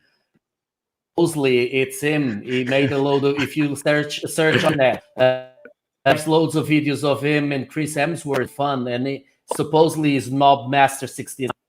Nice. Really? Check it on Love it. YouTube. It's on YouTube. I Just forgot one that thing, Jack did you Black had a guys- channel. Yeah. Yeah, did you guys that made Hot Tub Time Machine would be as an example of time traveling? I didn't think that would be a reference point. No, when they said that, I'm like, oh, well, yeah, it does involve time travel, but I don't know how accurate the time travel was. That movie must be at home when Oh, they yeah. watch this.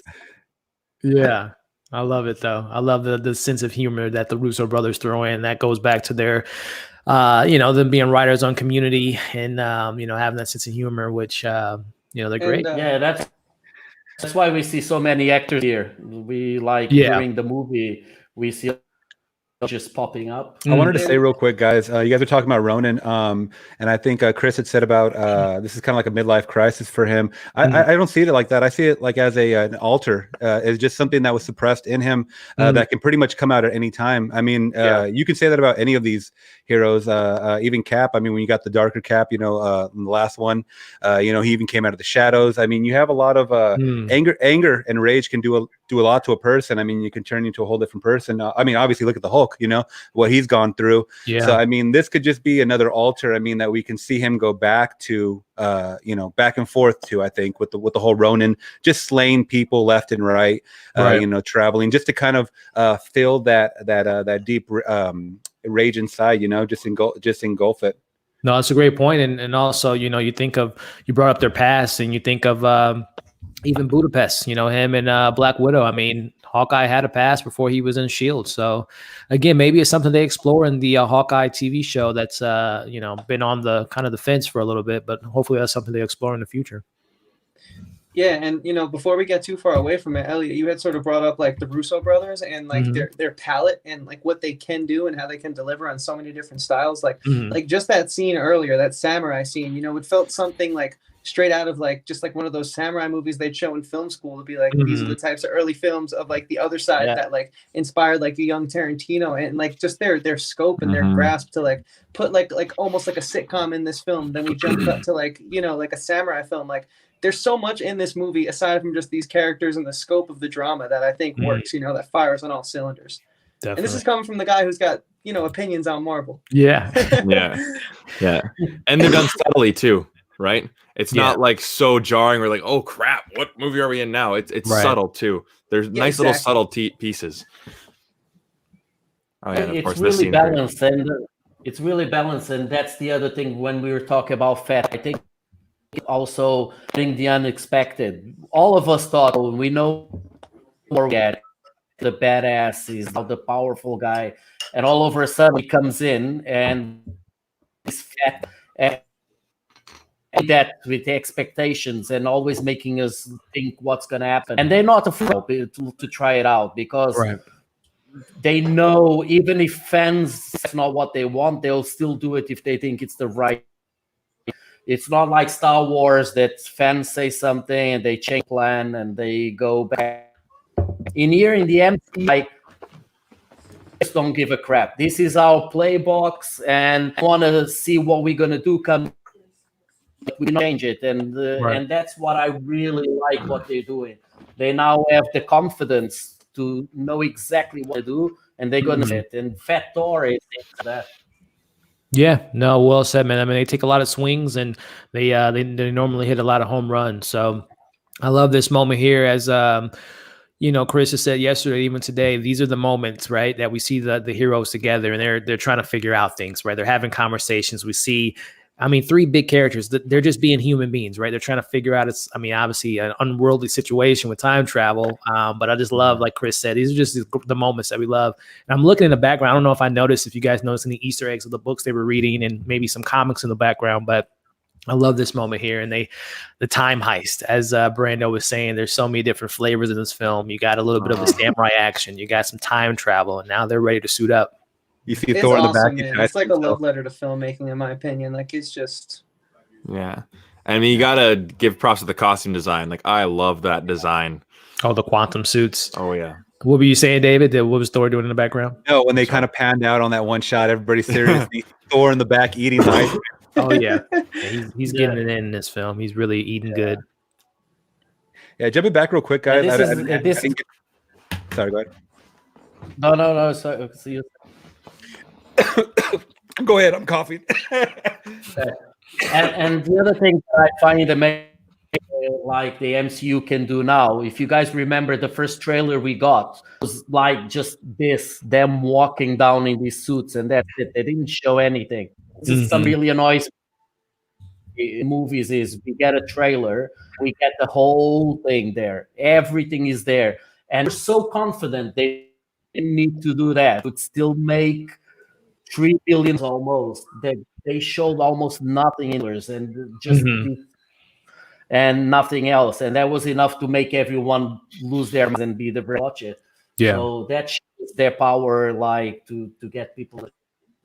No, well said, man. I think, yeah, that was, you know, obviously not every studio has the benefit of 10 years of filmmaking and a history like the MCU does, but you would hope that Hollywood looks at this, how they marketed the film and don't give away all the big things and the surprises. So, yeah, it was really a phenomenal marketing strategy from Kevin Feige and MCU. Just, again, a little refresher for everyone. We're an hour and 7 minutes into the film. The Avengers are now doing their time heist, and they're all going on their separate teams, which I know Brandon mentioned yesterday, how they handled the team and the different separation of the Avengers. I love how we have some Avengers going back to 2012. And again, going back to our last year, guys, what were you guys' thoughts that we were going back in time and we're going back to the first Avengers? What were you guys feeling at this moment? It's kind of like a greatest hits album. Right. Like, okay, you have Avengers, and then I guess you go back to Thor: The Dark World, and I guess Chris, I'm sure that you're gonna appreciate that. Oh, there you go. As soon as I mention his name, he leaves. Yeah, like it was great to see. You know, like this movie came out like my final year in high school, right? And then of course, you know, it's been 6 years. It's like, wow. You know? and it's great to go back and like I said, it is like a greatest hits album. So it was great to see all these different moments, and even for some people who weren't like the biggest fans of the MCU, but they might like catch a movie here or there. They go, oh yeah, I kind of remember that. I remember this kind of like, and this is great too. Just like I guess I'm Hulk, yeah. It was great to go back and see these moments. Same with you, Yellow. Were you happy to kind of see this as well?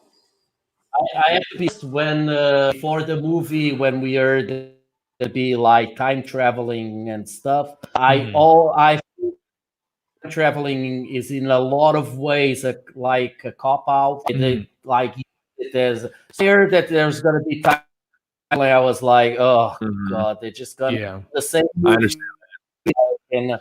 And I was like, but they did it in a way it felt fresh, and it showed like a bit part that we see all the scepter, whatever it's called, from the first Avengers. We got to the beginning of Ultron because there was something like Ultron starts.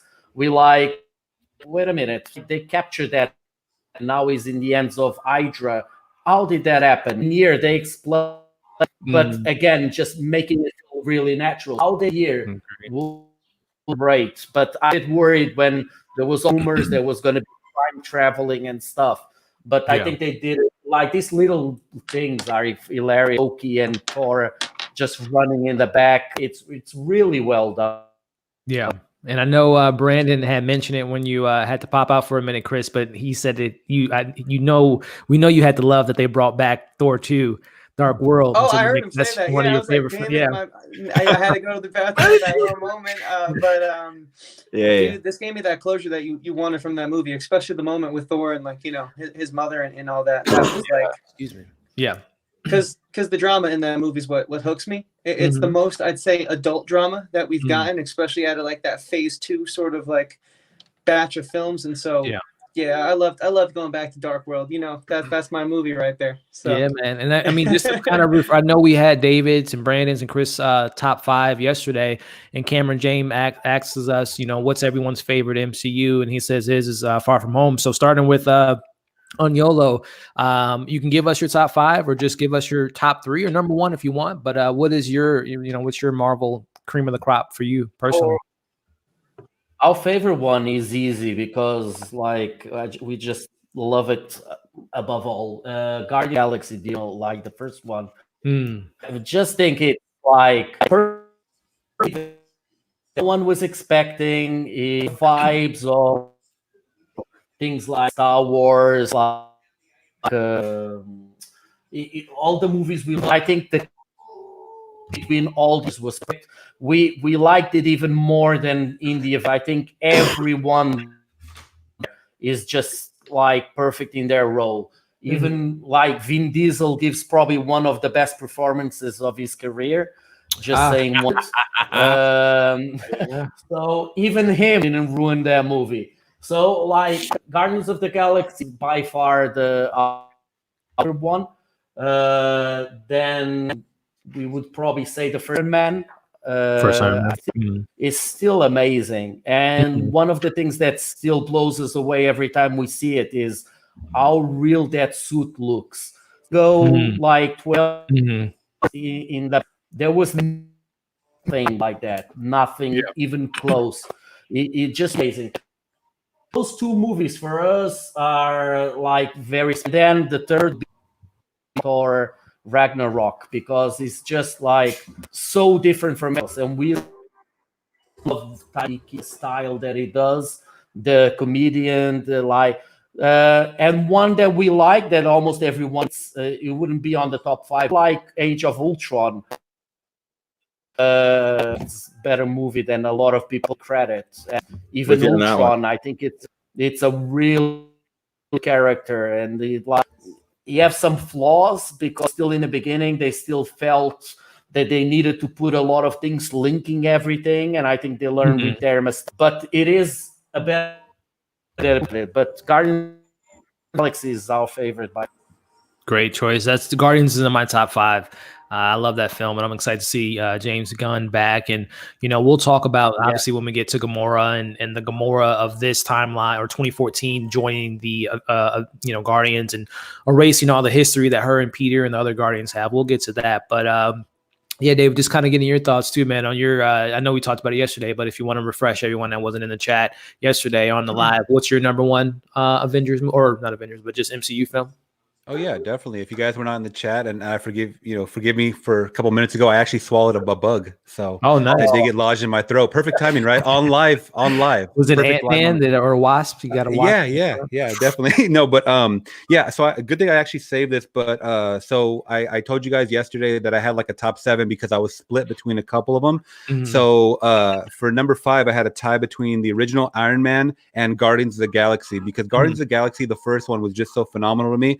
But Iron Man was the one that kind of paved the way. It started a lot of it, started it all pretty much. Then you had Spider-Man Far From Home. I see the guy down below, Cameron James, said unpopular one, Far From Home, exceptional movie in my sequel in my eyes, because you got to see Mysterio as a villain. That was another villain that you could not. This guy was just bending time, not bending, visuals just in front of you. It was so much going on with his technology. It was.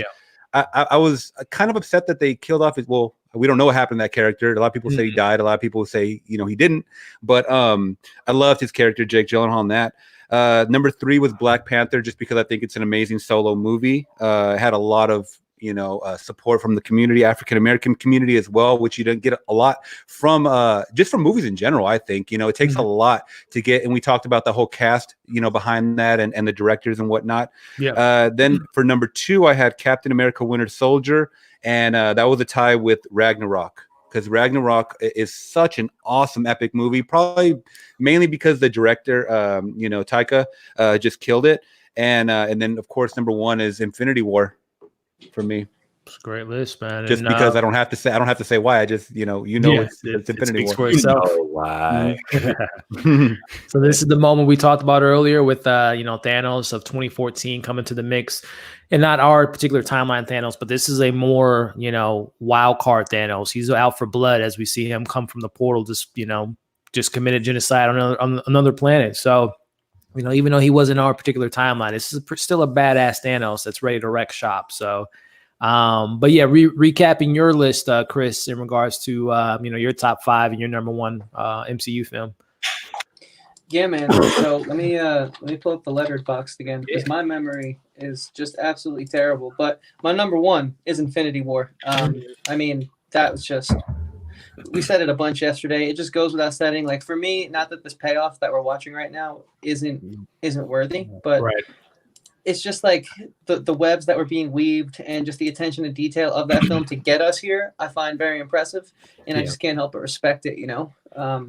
Especially for all that it does. Obviously, number 2, Thor: The Dark World. That's the one, guys. If you see that movie any differently, I beg you to go back and hit it with an open mind, because it goes deep. You guys know, you've seen it. And then, to cap it out, Age of Ultron is a fantastic film. When we first got sort of the scope of what this all was going to become, so I think it's important for that. And then Iron Man 2 and Iron Man are in there. Sorry, forgive me. My list got a little messed up because I've been doing this rewatch and sort of updating it live. But yesterday I had said, and I think this still stands, I said Winter Soldier, then Iron Man, the first one. So Winter Soldier number 4, then Iron Man. Awesome list, man. I know we're all laughing now. Ant-Man with the America's ass line, which was hilarious. And I gotta say, man, Ant-Man is an unsung hero for sure. I know people always criticize those movies, and they're more slapsticky and fun and stuff like that. Especially with Michael Pena, you get T.I. and all that stuff. But I just thought, I don't know, he was more of a fun character, and I think people do not realize that he is an exception. Like, he has exceptional powers as far as like the whole suit. He can do so much more than they're showing, and of course, because it's a PG level, I always tell people, they're like, "Oh, Ant-Man, he can get small and he can get big," and it's like, dude. If he were to go inside of your nasal cavity, expand out, and explode your head, wouldn't that be awesome? Yeah. You know what I mean? Like, if we were to get into a darker Deadpool world, he would do that. I mean, you just got to really think about it. Not just what you're seeing, but what he can actually do behind the scenes, No, it's well said. Brandon's one of his favorite characters. There was a lot of memes like that on the internet. Yeah. What's that? He could have that Thanos, he could have just crawled up in Thanos' butt. Yeah, Oh, yeah, that's right. I remember that. Ant-Man the Ass Buster. Yeah, that's Buster. And then just to kind of catch everyone up to speed with your list, Brandon, with your top 5 MCU films. Yeah, so as soon as David said Spider-Man Far From Home, I'm like, oh yeah, like how did I forget that? Like for some reason when I was thinking about my list, like when you said we're gonna talk about our top favorite films, like I was like, oh crap, I just gotta write it down. And I just kind of mentally like put Endgame right at the end. It's like, oh, there's no other Marvel films after Endgame, but there is though. There's Spider-Man Far From Home, and that's actually in my top 5. So my new list, number 5 is Guardians of the Galaxy. Number 4 would be Spider-Man Far From Home. 3 would be Endgame. 2 would be Captain America Winter Soldier, which this scene is, of course, homaging. Oh, yeah. And then number 1 would be Infinity War.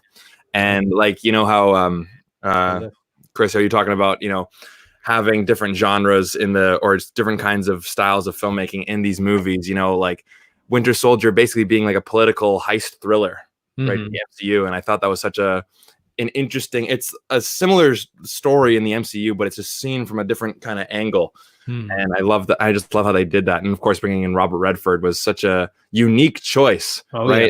Like people who, again, don't normally like these movies. Robert Redford's in that movie. Like, oh, I was watching him back in 1970. You know what I mean? So it was, again, just like Kevin Feige's right? Bringing in actors like this, be like, okay, I know him. All right, I'll give this film a shot.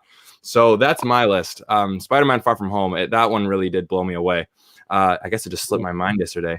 So. No worries, man. No, it's a great list, and I love this line here with the Hell Hydra. And like Brandon said, going back to that callback, that elevator scene is one of the best scenes. And honestly, if I'm being honest with you guys, that just the hand-to-hand combat in Winter Soldier is my favorite in the MCU. I just thought it was so brutal and so grounded, Born Identity type of style. So, yeah, I love you guys' list there. That line, Hail Hydra, for the comic book is even more important.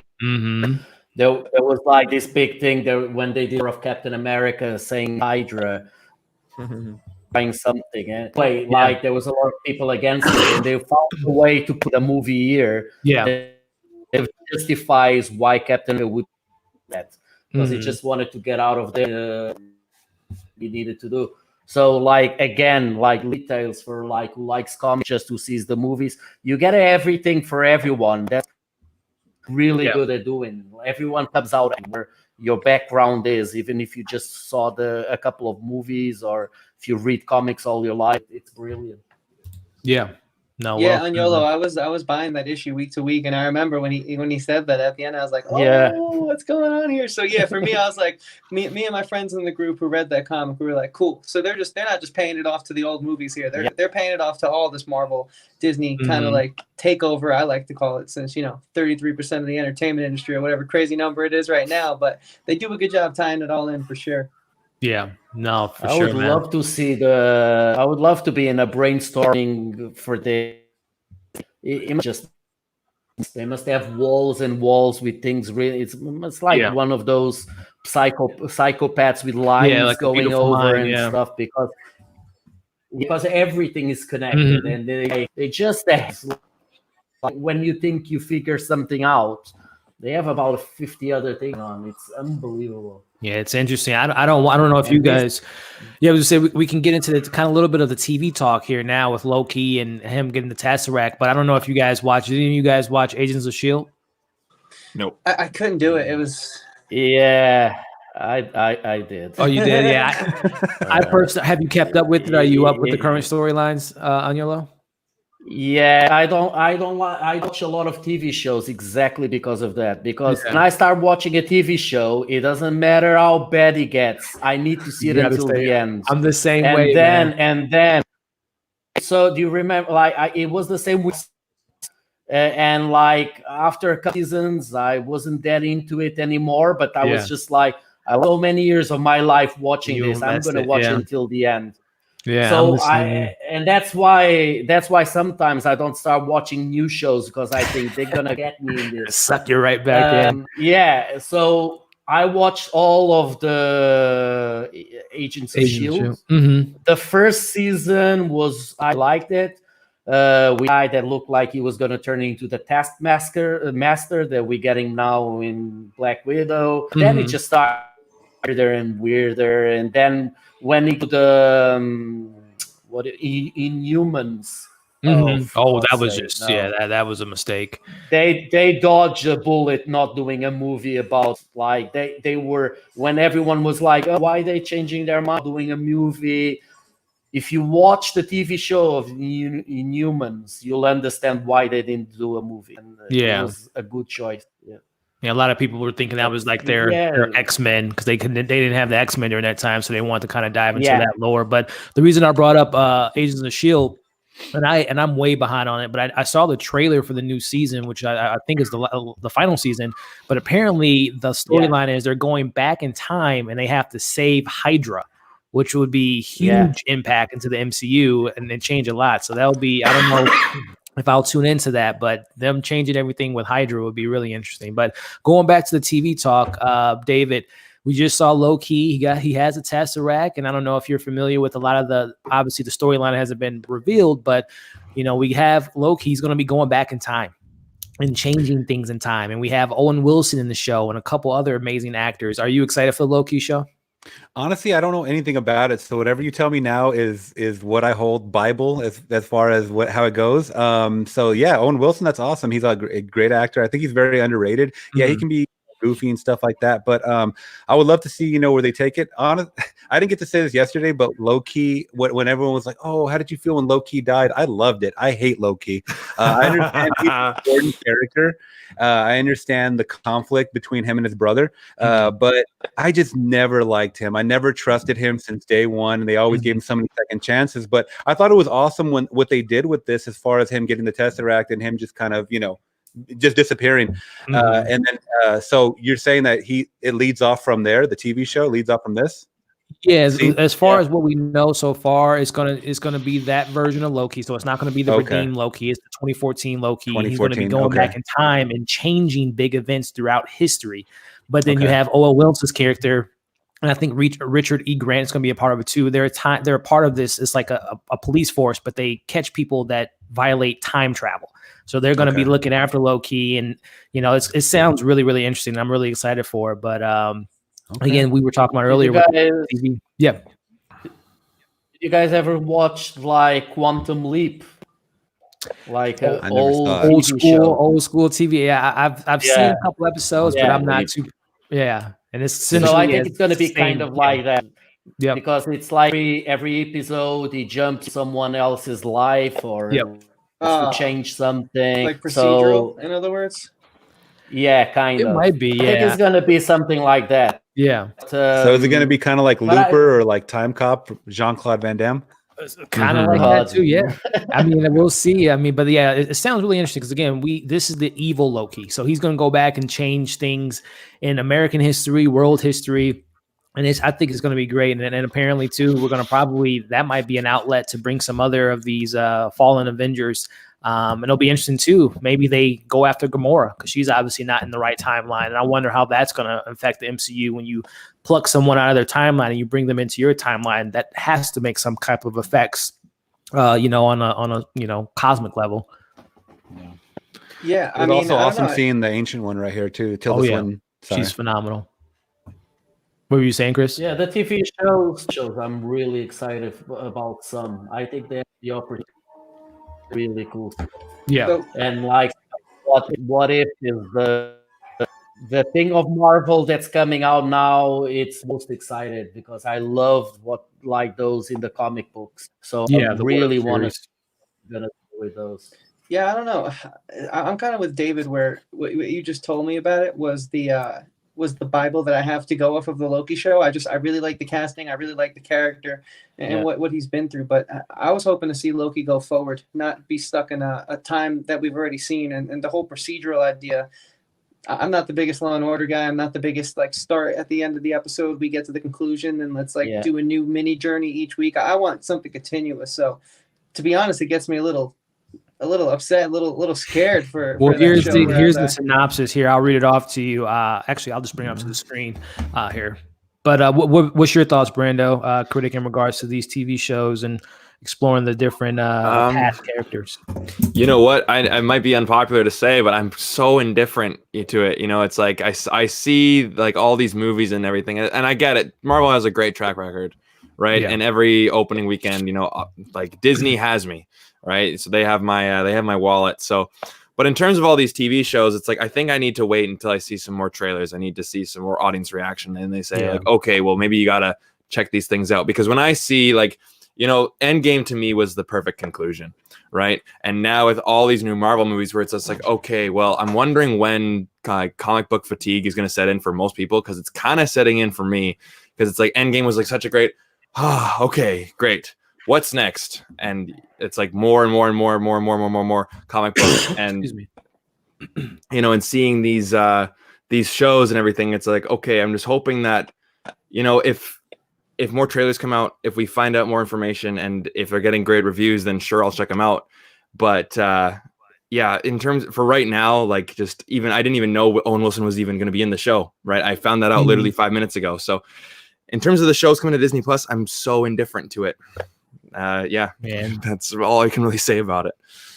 Yeah, no, like you said, man, this conversation, but they have a track record on the films, but obviously this would be the first time Disney is putting the production into the MCU on a TV front. And as I kind of highlighted here, the show is going to be tackling the God of Mischief, traveling through various time periods, get into mini shenanigans. So, and I mentioned Rick and Morty earlier. This is the Rick and Morty they're dealing with this show, because it deals with time travel. So we'll see. As you guys mentioned, Kevin Feige, and this was a show Aniolo was talking about, the What If series, which is going to be animated, which is really, really cool. Just kind of putting you in a scenario, what if T'Challa was Star-Lord, and what if Peggy Carter was Captain America? So I'm really fascinated in that. I love animation in regards to those stories being told. So as we all mentioned, and we all kind of agree, Kevin Feige hasn't failed us yet on the TV or the movie realm, but it'll be really interesting to see how they handle the TV realm coming hopefully this year with Falcon and the Winter Soldier. But I don't know if we're going to be getting that this year, but we'll see. Yeah, this moment on screen is why Thor's my guy. Like, just the dynamic range of Chris Hemsworth is just incredible in these films. That was one of the heartbreaking scenes for me, for sure, because he couldn't do anything about what was going to happen. He's so helpless, and we're right there with him. And I think they set that up, and it paid off so well. Yeah, definitely. Yeah, sorry, Chris, did you say something right after I spoke? I missed it. Oh no, yeah, I was just saying, back to the Dark World thing, man. That moment right there is why I love Thor and this character, and what solidified him as my favorite Avenger. Oh no, right after I talked about the shows being indifferent. Oh yeah, I'm just not excited about it with that description and with the procedural nature. I mean, I'm kind of with you. I mean, I was excited about the Loki show, but I was hoping to see the future of Loki, not be stuck in some set point in time where I feel there's not much you can really do with it, because we know it comes. We know it happens. Yeah, gotcha. Actually, I have a question for all you guys. I was curious about what happens if, like, we were talking about some of the new movies, with Shang-Chi and Doctor Strange, Multiverse of Madness, I believe it's called, and like Black Panther 2, Captain Marvel 2, and everything. What happens if one of those just completely just bombs? And I'm not talking about a Marvel bomb. I mean, like a big just bombs. What happens then? Go ahead, Yolo, if you want to take it, and go ahead and do a kind of round table. I think they have a track record now that if one bombs, I don't think it's going to hurt them that much. If 2 or 3 in a row, maybe will, because I think people still will still want to see the next one if it's interesting. And at the moment, I don't see them having such a big bomb that will make people not want to watch anything anymore. So, but I can see that because they are going to take some risks, because especially with Shang-Chi, I think it is big. It can work. It can be, I don't know. I don't know what it can be.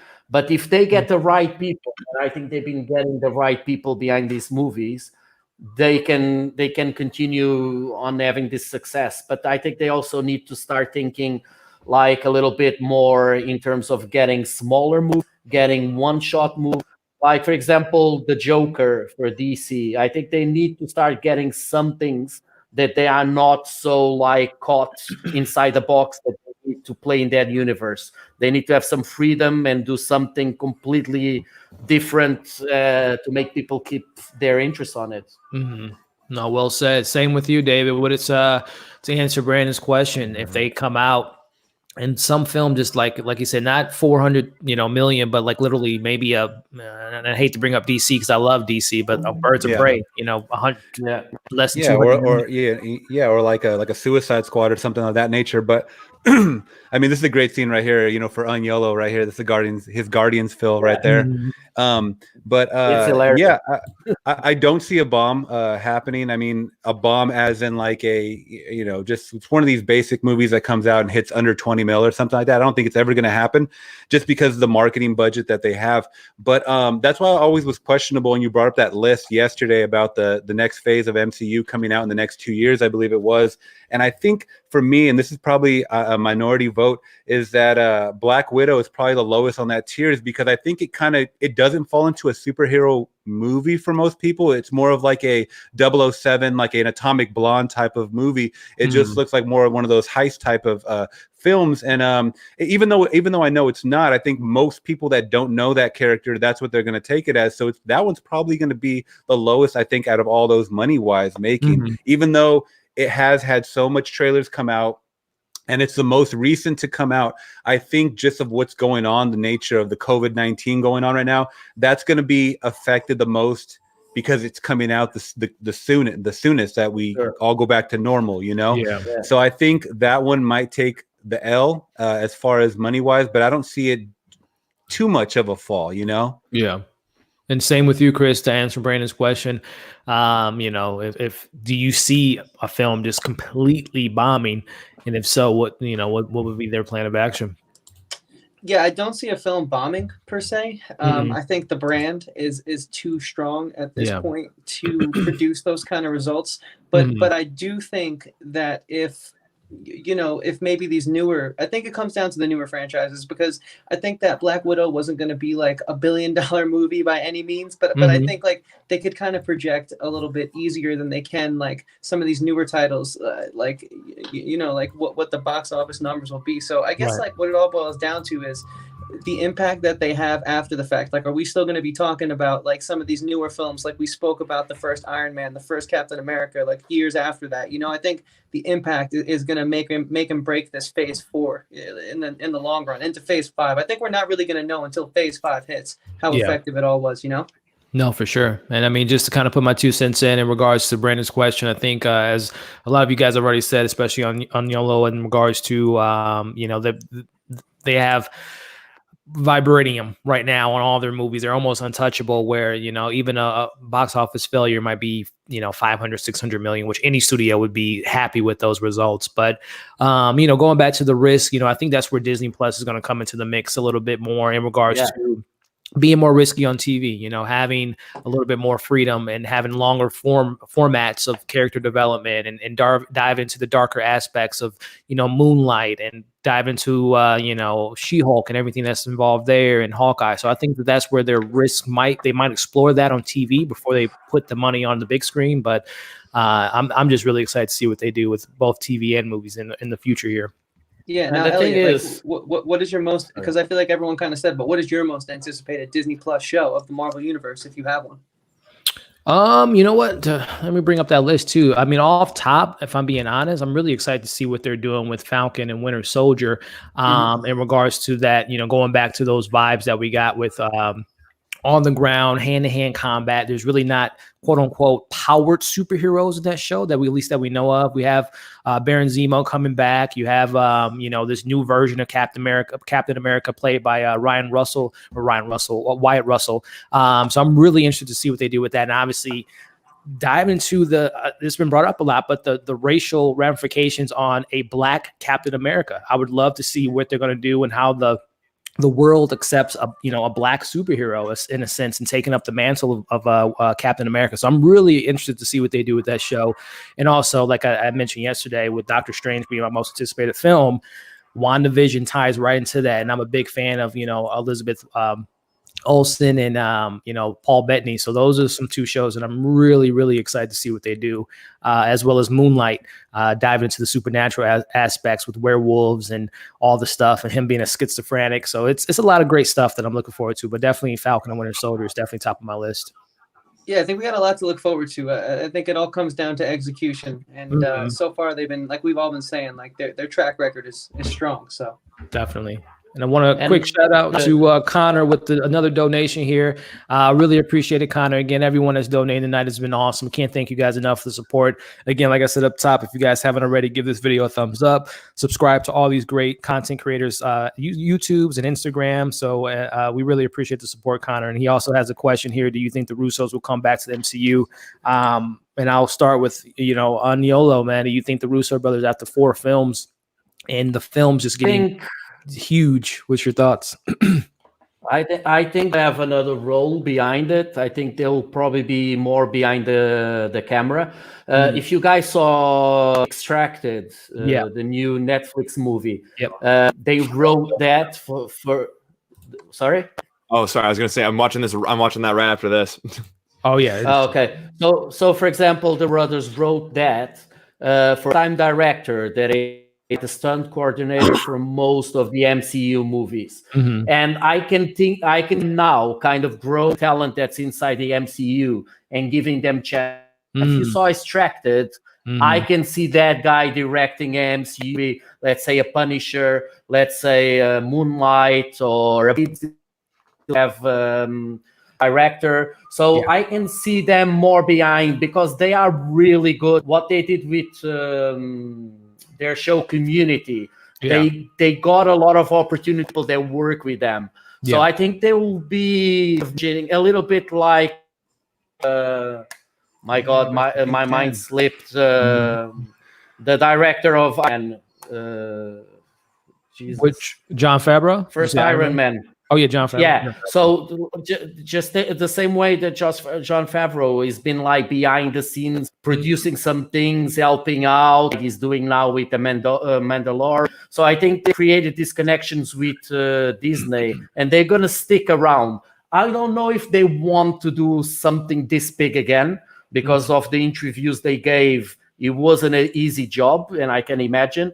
So I don't know, like, if they want to be doing that again, but they will for sure. And if you guys see Extraction, you can see that guy acting a movie or action already.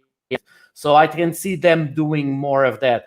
And just another thing, I think now in terms of the bombs in the cinema that we were talking before, and we were talking about Disney Plus. I think with Disney Plus, they're really good safety net now. Yeah. It doesn't need as much money in the cinema, because Netflix is spending $1 million on movies just to put them on the streaming service, and they don't go anywhere. So if you have an Ant-Man 3 and he does $400 million in the cinemas, and then Disney Plus, that's like a really safety net, because they know that content can make like another value there. So I think it's easier now than ever.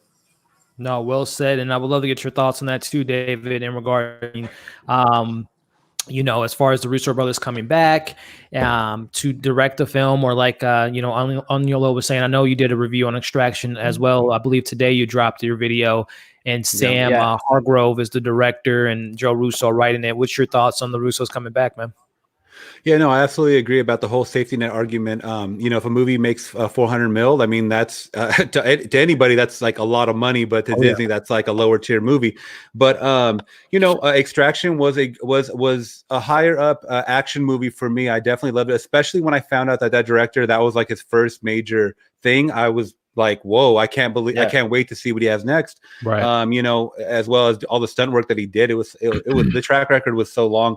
But the Russo brothers, I would definitely love to see come back, and I think they are going to come back to do something. And as soon as you said Russo brothers and the Punisher, if that ever does happen, I'm going to do a backflip. I'm going to just force myself to do it. Punisher is one of my favorite characters of all time. I didn't really care for the show. There you go. I didn't really care for the show, with Frank Castle and stuff. But a lot of people did. And I actually, that's one of my guilty pleasures, the very first Punisher. Not the one with Dolph Lundgren, but maybe the one with, I forget the year. What is it, 2007, 2008? Something like that. Thomas Jane in the Punisher. Yeah, the one with John Travolta. Mm-hmm. Yeah, whatever year that one came out.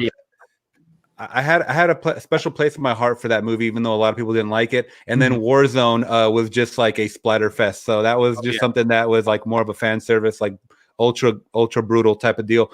But Russo brothers definitely coming back to the MCU. I think so. Yes. Yeah, and I have it pulled up on the screen now. Yeah. Sorry. So go ahead, you know. Did you saw the fan movie called Dirty Laundry? No, I with didn't. Thomas Jane as teacher.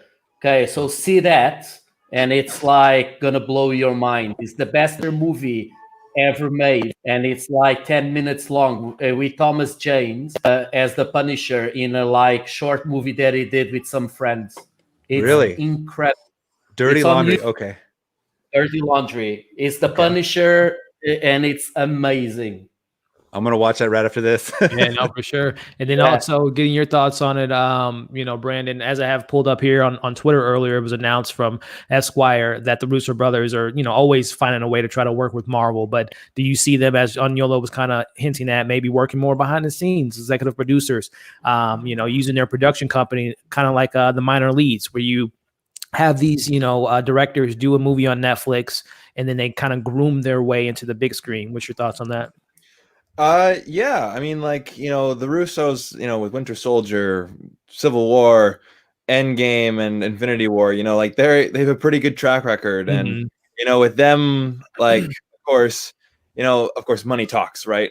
Sure. So Definitely. no matter how big that paycheck is, the Russo brothers go, all right, yeah, of course we'll come back. But you know what I mean? Like, so if I think that there's, you know, with so many more movies coming out and so many more Disney Plus shows coming out, you know, the opportunity for more content is growing and growing and growing. Right. And of course, if Russos want to just do screenwriters, I mean, I think the Russo brothers have enough street cred, I guess, to go, you know what, we just want to be production designers on this show.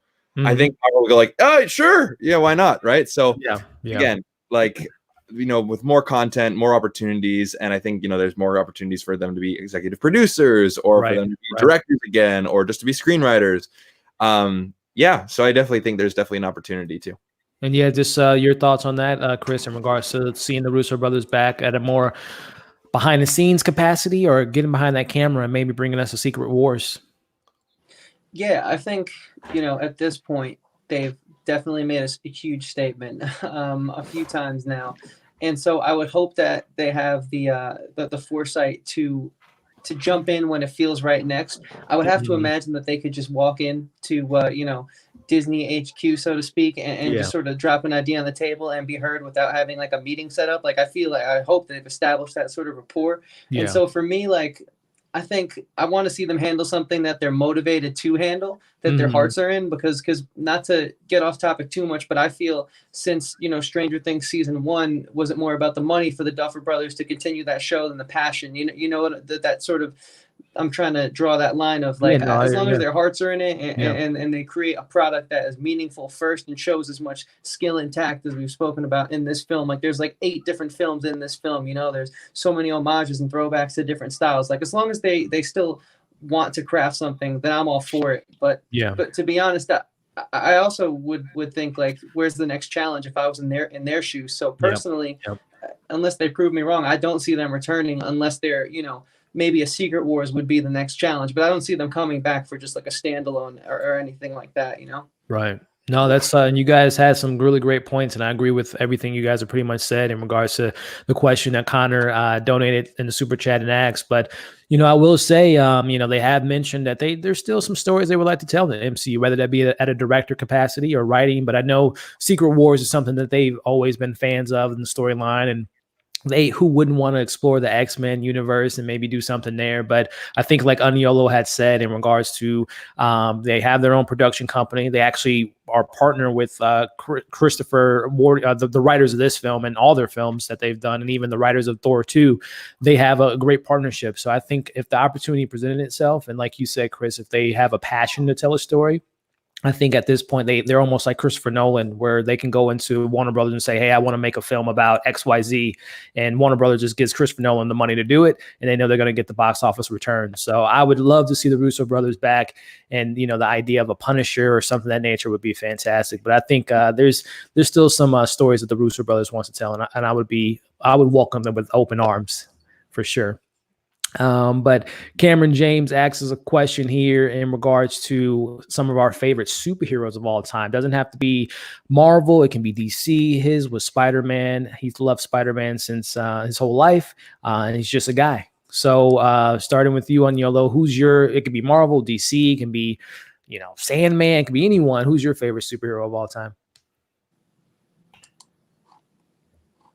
Is he frozen? You might have froze.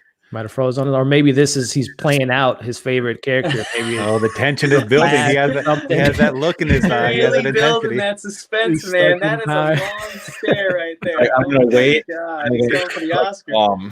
He's moving a little bit. I can see him moving. It's like his pupils and his eyes just kind of. Oh God.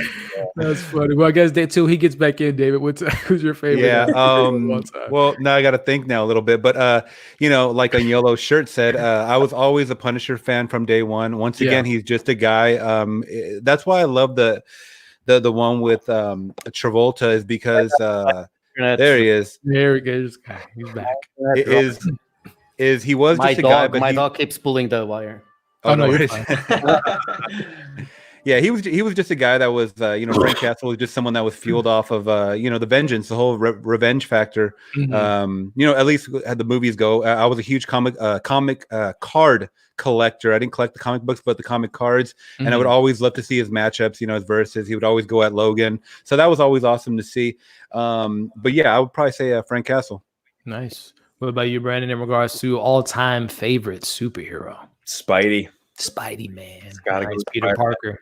A little bit of it has to be with nostalgia. Like the first superhero movie I ever saw in the theaters was Spider-Man in 2002. But you know what? I think I just related to him the most. Like that nerdy kid who is misunderstood in high school, and like those early movies, like with great power comes great responsibility. It's a cliched line, but it's cliche for a reason, right? Like it's so true. And like those first couple movies for me, it really captures the essence of what it's like to be a hero, right? Be selfless and all the inner turmoil of being a hero and to figure out to do what's right, not to do what's easy. And of course, just his powers, right? You go back in time, you see me on the playground, like I'm constantly doing this and stuff. Spider-Man was my shit. So, Spider-Man for me. He's great, man. What about you on YOLO in regards to your favorite comic book superhero of all time? Well, don't know if it fits in. I'm a big Crow fan. I think like the graphic novels, and it's a lot about why you're doing things. And the Crow, how it comes back, death, just be able to revenge on who killed the ones he loved. It's just something I really love. And the movie was one of like the first superhero movies kind of that I really liked, that really it was well done and kind of transitioned well. So I like the has a lot of sentimental value to me. But from the most common ones, it's Spider-Man. But my thing with Spider-Man is more the villains. I think Spider-Man has some best villains, and that's really important for you to connect with the hero. Is that Spider-Man is usually always like advantage.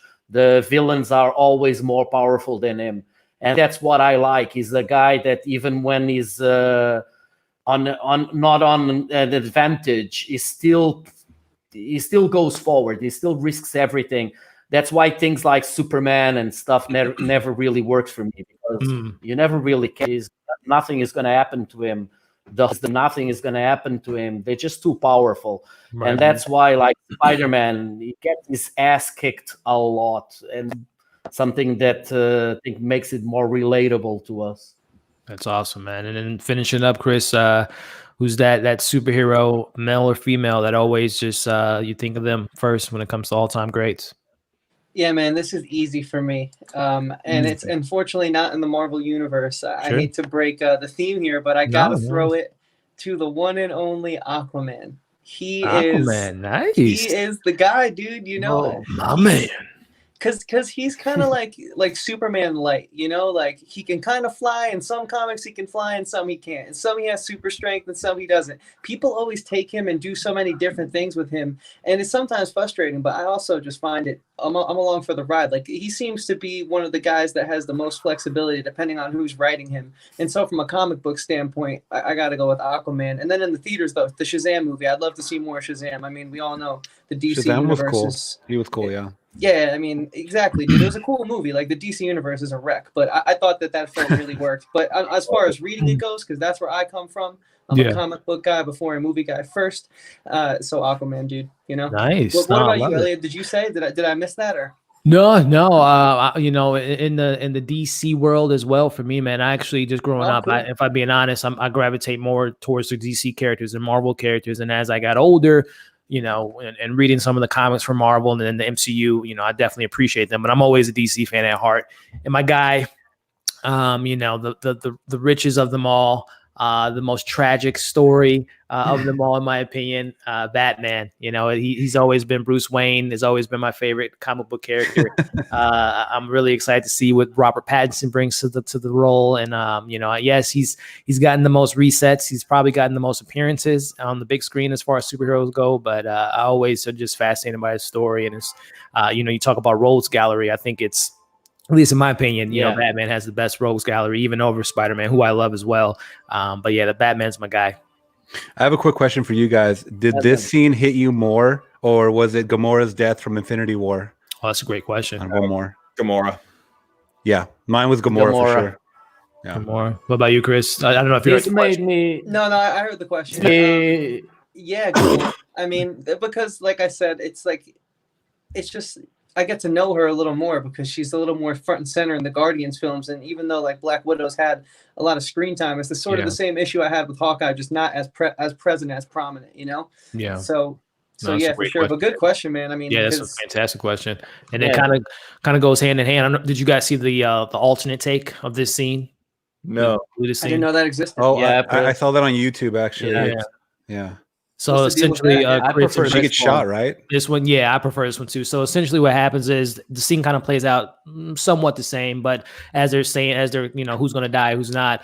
You see Thanos and his army or his minions come down, and they kind of get in the way of that. So you see them kind of have their back and forth, and ultimately she gets shot a couple times, and she still does the ultimate sacrifice. But the idea was to have Thanos appear during this moment and interfere with everything. Yeah.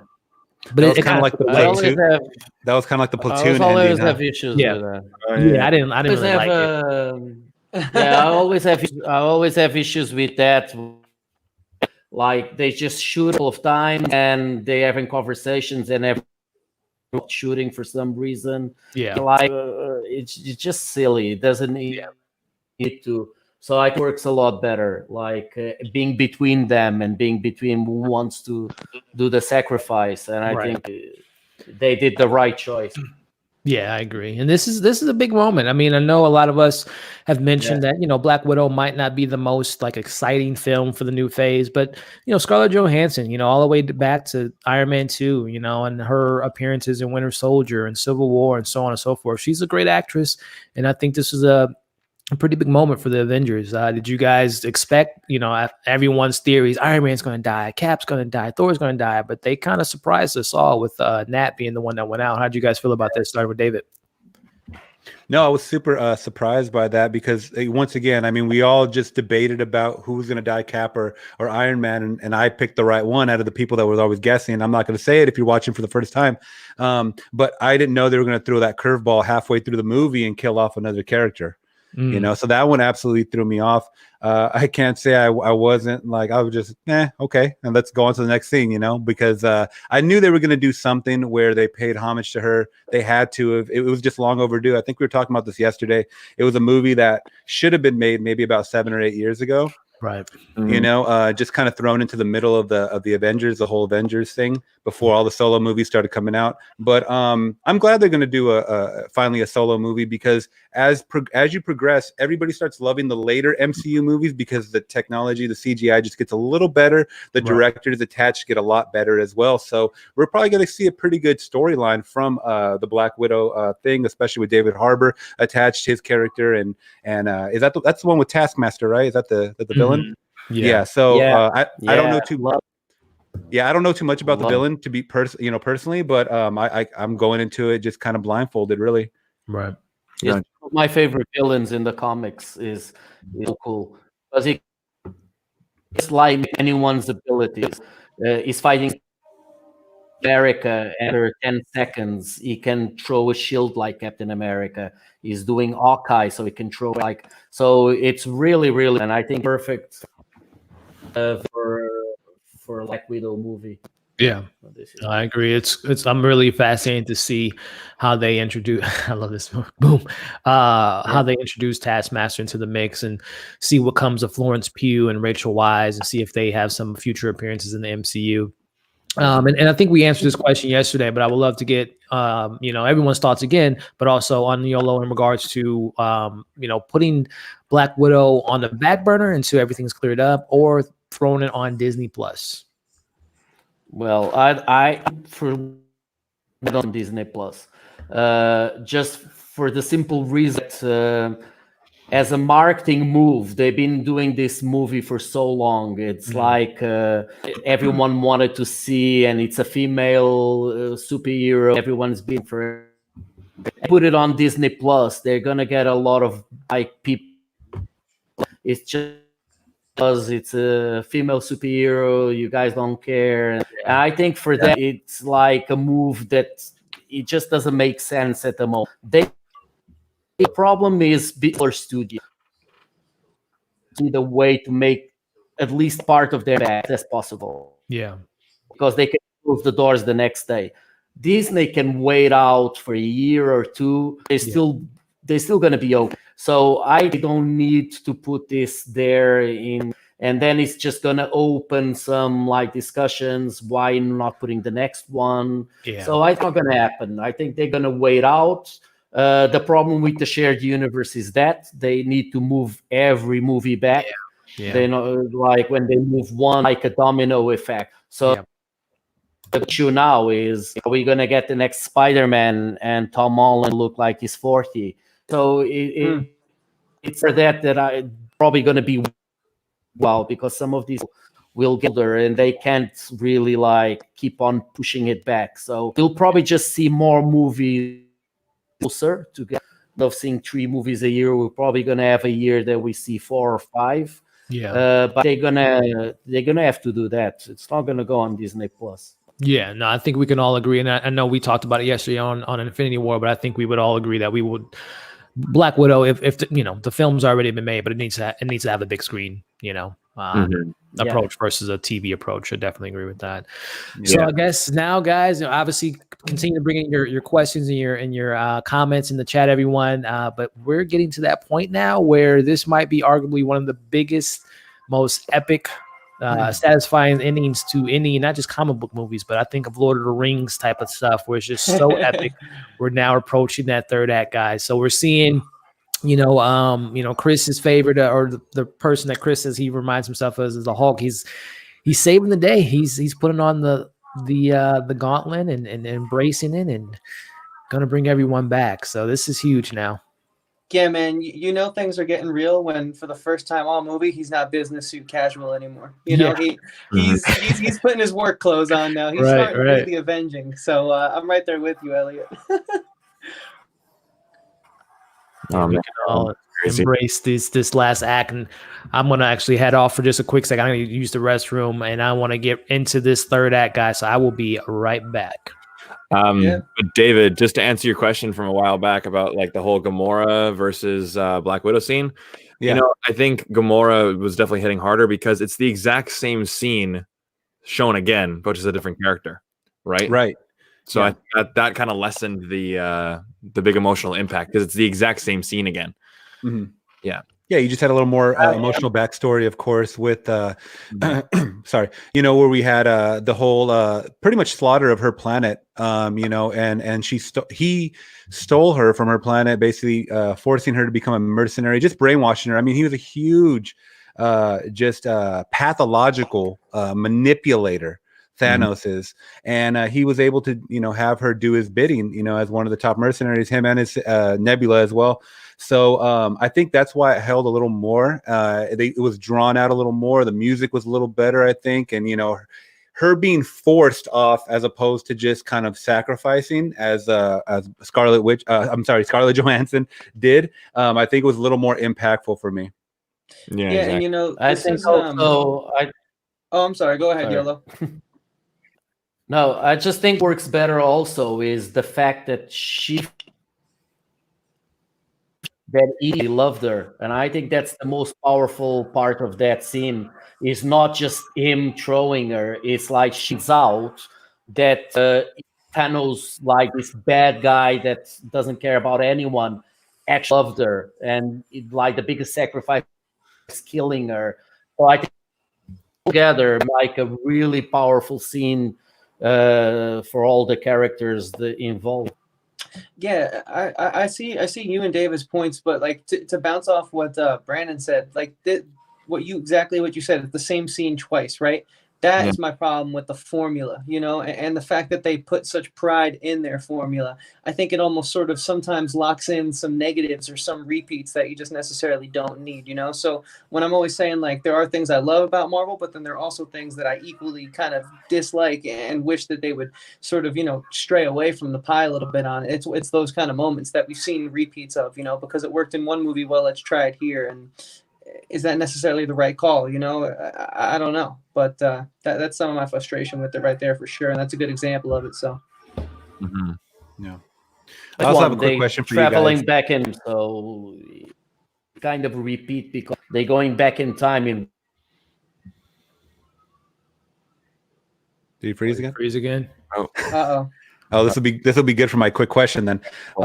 So as we saw Don Cheadle. I mean, this is another defeated scene right here. Everyone gets attacked, but I feel like Don Cheadle always gets his short end of the stick. And another character that I always grew up with loving was War Machine. And I feel like since Falcon now has his own show coming out, you know, with Winter Soldier, could we possibly see War Machine getting some kind of acknowledgement, you know, with something, either a show or a team up or something like that? Because I feel like as these characters get older, I mean, Don Cheadle looks young, but he's not that young. And I mean, I think he deserves a little something. I feel like he's one of those characters that people kind of throw to the side as like a bootleg Iron Man or something, you know, and he's really not.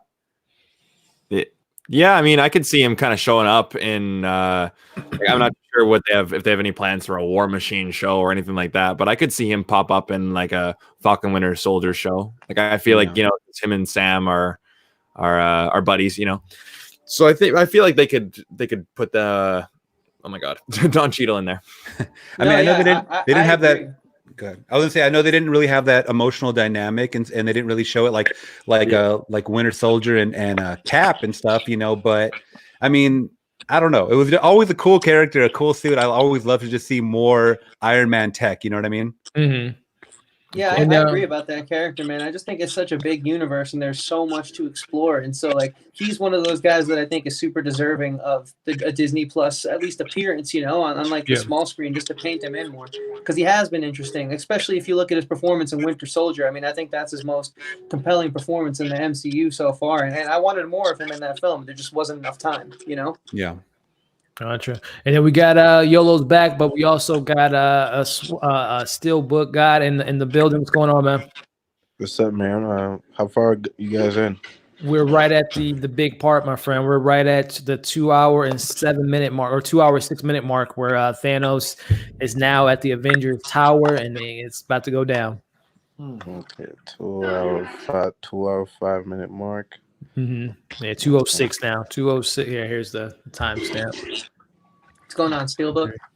What's up? How are you? Good, man. Good.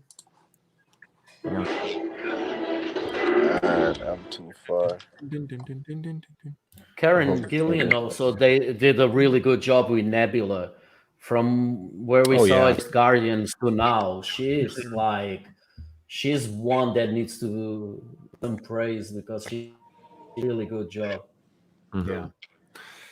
Yeah, and I mean, it hasn't happened yet, but I'll say it right now. Like, as soon as before I even came in this movie, like I'm always a big fan of like film scores, right? I have a music background, so I was like, whatever's gonna happen in this movie, I don't know what the big showdown's gonna be, but I knew that Alan Silvestri better bring it, and boy, did he bring it! Like, I'm sure most people know, like Portals, right? My favorite's the main on end when you have like the credits and you see everyone. That's a great credit scene, right? But I gotta praise Alan Silvestri for the music for the Avengers. Oh yeah. It's so good. And Danny Elfman too with Age of Ultron. He did a great job also. Yeah, he's a legend. Yeah. He most certainly did kill that score. I could agree with that. Yeah. And another thing, like for whoever saw my reviews knows I love 1917. But God, these special effects, how they didn't win an Oscar. Look, I'm love 1917, but the Oscar special effects, I don't know. Just amazing. Every shot is. As a Marvel movie, Yeah, this is when Thor goes in right here. Yeah, this is where he's getting suited up and ready to go to work. I love this moment, the Trinity. I remember seeing this in the trailer, and that was like the pause moment. They were like, I don't know if they took Thanos out of that trailer or what, but like it showed him walking up, all three of them walking up. Yeah. They usually share things in the trailers. That's something else that's great. Yeah. And this is just a Sorry, great. I'm in the dark, guys. I like to watch my movies in the dark. Oh, no worries, man. That's the move. That's the move. But I love this callback to the first Avengers. Last time we, Cap and Iron Man and Thor were in the forest fighting each other. Now they got to fight to save the world. I love this kind of callback here. and I'm glad that they chose those three. Yeah. Right. Yeah. Like, I mean, if you had to have those, like anyone fight Thanos at the end, it had to be in those three. Yeah. And of course, we're having Captain Marvel come in later on. That one little musical cue, when Thanos starts to be like, "Oh God," like she might be like, "I've met my match." That one little music cue that gets me, and my family, I always like to look over people's reactions when I'm watching it, and they kind of go, it's so good. I can't praise the music enough in this scene. Hey, Steelbook, do you have headphones by chance, man? Oh, my bad. Oh, you good, bro? Because we just hear it on the scene. I think Steelbook is like perfectly queued up with me. By the way, it's like perfect. Yeah. Let me just mute this real quick. Yeah, I just put the subtitles on. Now, here's my boy to the rescue. Ant-Man to the rescue. Yeah. I think in the final battle, some of the Ant-Man moments are like my favorite shots, just from a visual standpoint. Yeah. With him punching that ship and then stepping on that guy. Oh man, it's just pure goosebumps. Yeah, I think at this point, it's undoubtable that like the Russo brothers know how to put a masterclass on of like managing so much in one big battle scene, and also having like you said, like Ant-Man's personality still just so naturally come into it. It's very impressive. Yeah. Yeah. Completely agree. It's like one of the biggest moments in cinema, but it still looks. It doesn't look confusing. It's not everyone and you can't even understand what's going on. It's just really what they want to do with each character, and that's the most amazing part here. Yeah, this is. I think every generation has that moment, right?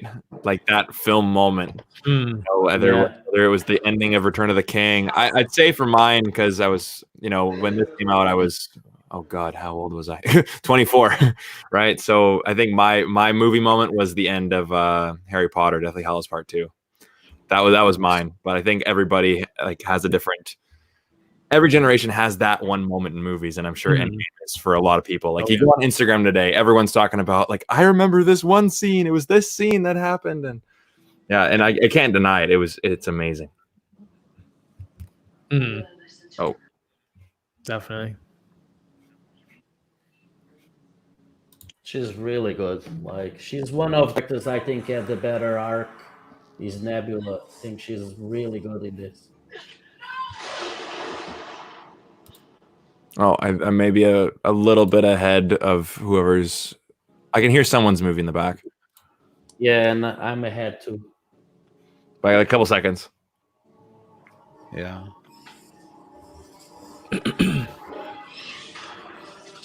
I think it's still Steelbook. I think it's still SteelBookGawd's audio Got because it. that's when it started coming in. Yeah. Right. Okay. But he's queued up with me. That's the funny part because I have mine on mute, but I can still. It's still perfectly synced. But yeah, going back to what you guys said, I mean about the Trinity right here. I mean these three guys were the ones that could do it. I mean even Fat Thor aside, I mean he's still wrecking ass in this one. Oh yeah. Yeah, he's still the God of Thunder, man. You know, he just packed on a few pounds. You know, that's all. I love He's him. having He's the having God a of bad Thunder hair day. thighs, you know what I mean? Yeah, he's having a bad hair day, but it's still good. I know we talked about it earlier with Thanos, you know, the Infinity War Thanos being our most favorite Thanos, but I mean, this guy is just going to work. Now, this is the moment for me. As you all, like I said yesterday, Captain America is my favorite Avenger. So this moment here, guys, we can talk about it. He gets the hammer. Yeah, that was a callback to Ultron, right? Yeah, I was gonna say they started that right Yeah. in Ultron. That's what they do so Love beautifully. this moment. And Cap is just like, let's go to work. That's Tango. And Thor, I knew it. Now, let me Why ask I- you guys: does that actually happen in the comics? Does like Captain America actually be able to Yeah. wield? Yeah, Yeah, he's one of the only people.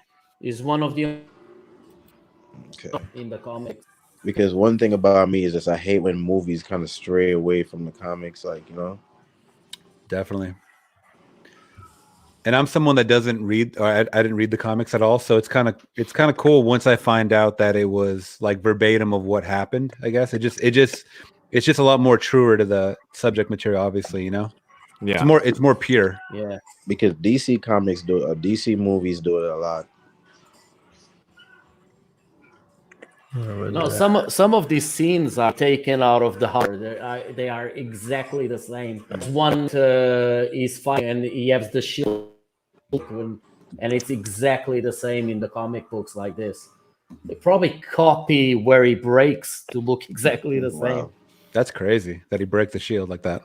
Yeah. Yeah. Here's a shot of Captain America here with Mjolnir.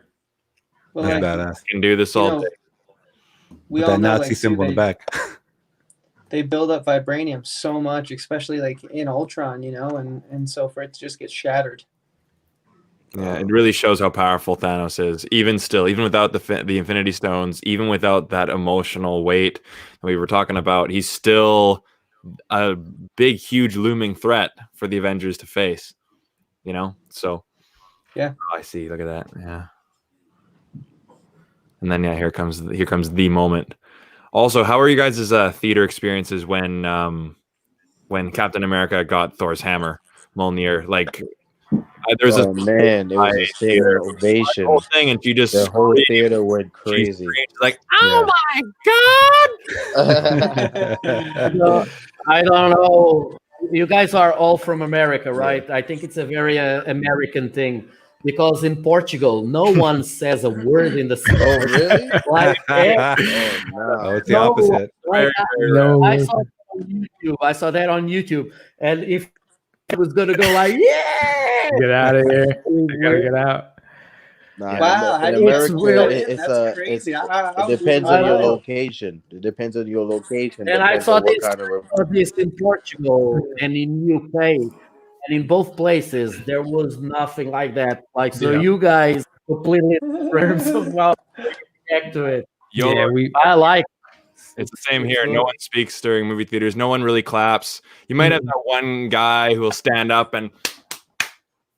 That's funny. Oh yeah, yeah. It's different here. You always have, It's different here. we get a lot of that. The States. Every single time I go to the States, there's always people like, you know, I remember I saw the premiere of X-Men Days of Future Past down in LA. And then just like the amount of chatter that was going on in the theater was I mind-boggling, love this part. you know, so. I love this part. How Falcon says on your left, like when in Winter Soldier, when Cap was running by him, and saying on your left. So it's really clever to put these little details. Right. And right. So and do you for think me, it there's shows like a reason why they brought T'Challa out first? The reason for that? Yeah. I mean, just because he was one of the newer guys, I think, and I felt like he had the most clout at the time. well, He you had had the the Wakandan most scene at the clout end at the from time. So they were yeah, you like, had the I think Wakandan he'll scene be from Infinity perfect. War. Oh man. But, Well, I think also too, as Captain America, as Falcon says on your left too, he was in Wakanda, so kind of got that emotional gut for Cap and his boy coming Peter. back. I don't know if you guys remember last year. I think it was in China that someone went by people waiting in line to watch this movie, and they were saying spoilers, and the guy got beat his ass beat. You guys remember that? Oh, No, that's really? crazy. They beat that guy to a pulp, bro. Yeah, I remember that. Yeah. Really? What? Yeah, That's crazy. But that was in China. That's crazy.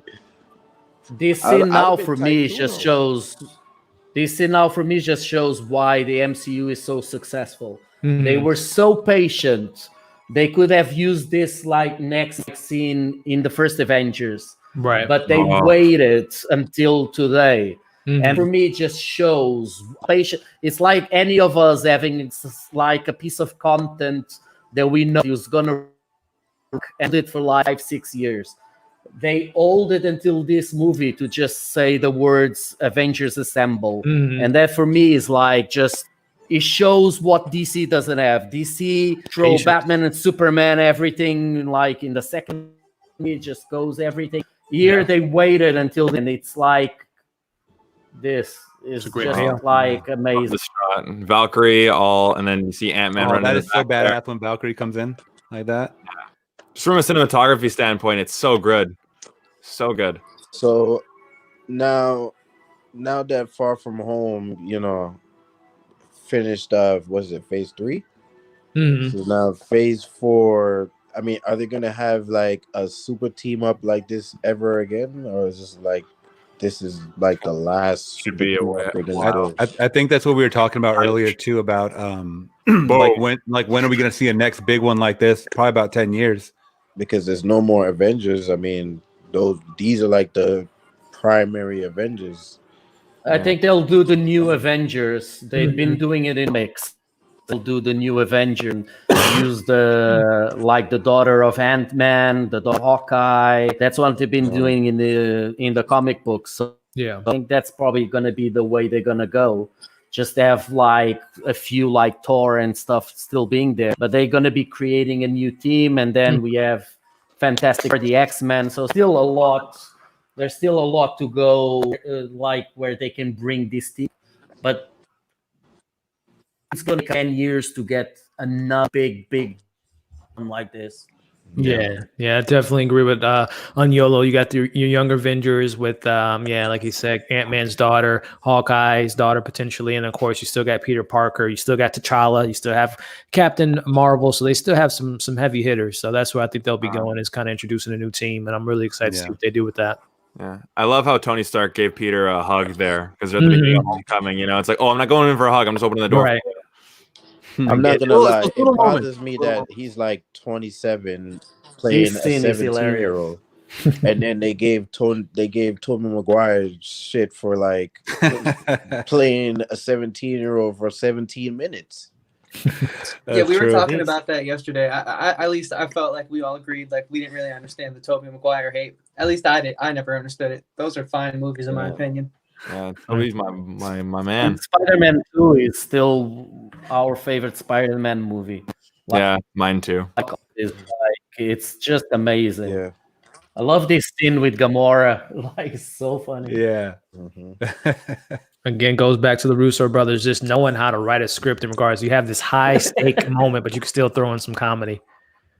Yeah, normally I get annoyed by like, pausing in the middle of battles, but all these moments are just they could be the apex of any other film, Right. like a dramatic high. Dude, this football scene right here with the gauntlet, just lobbing it off to just each superhero was so epic. There was nothing that I've ever seen like this before. you know, passing it to Tom Holland, to Captain Marvel. It just kept going and going and going, and it was crazy. The brown fan.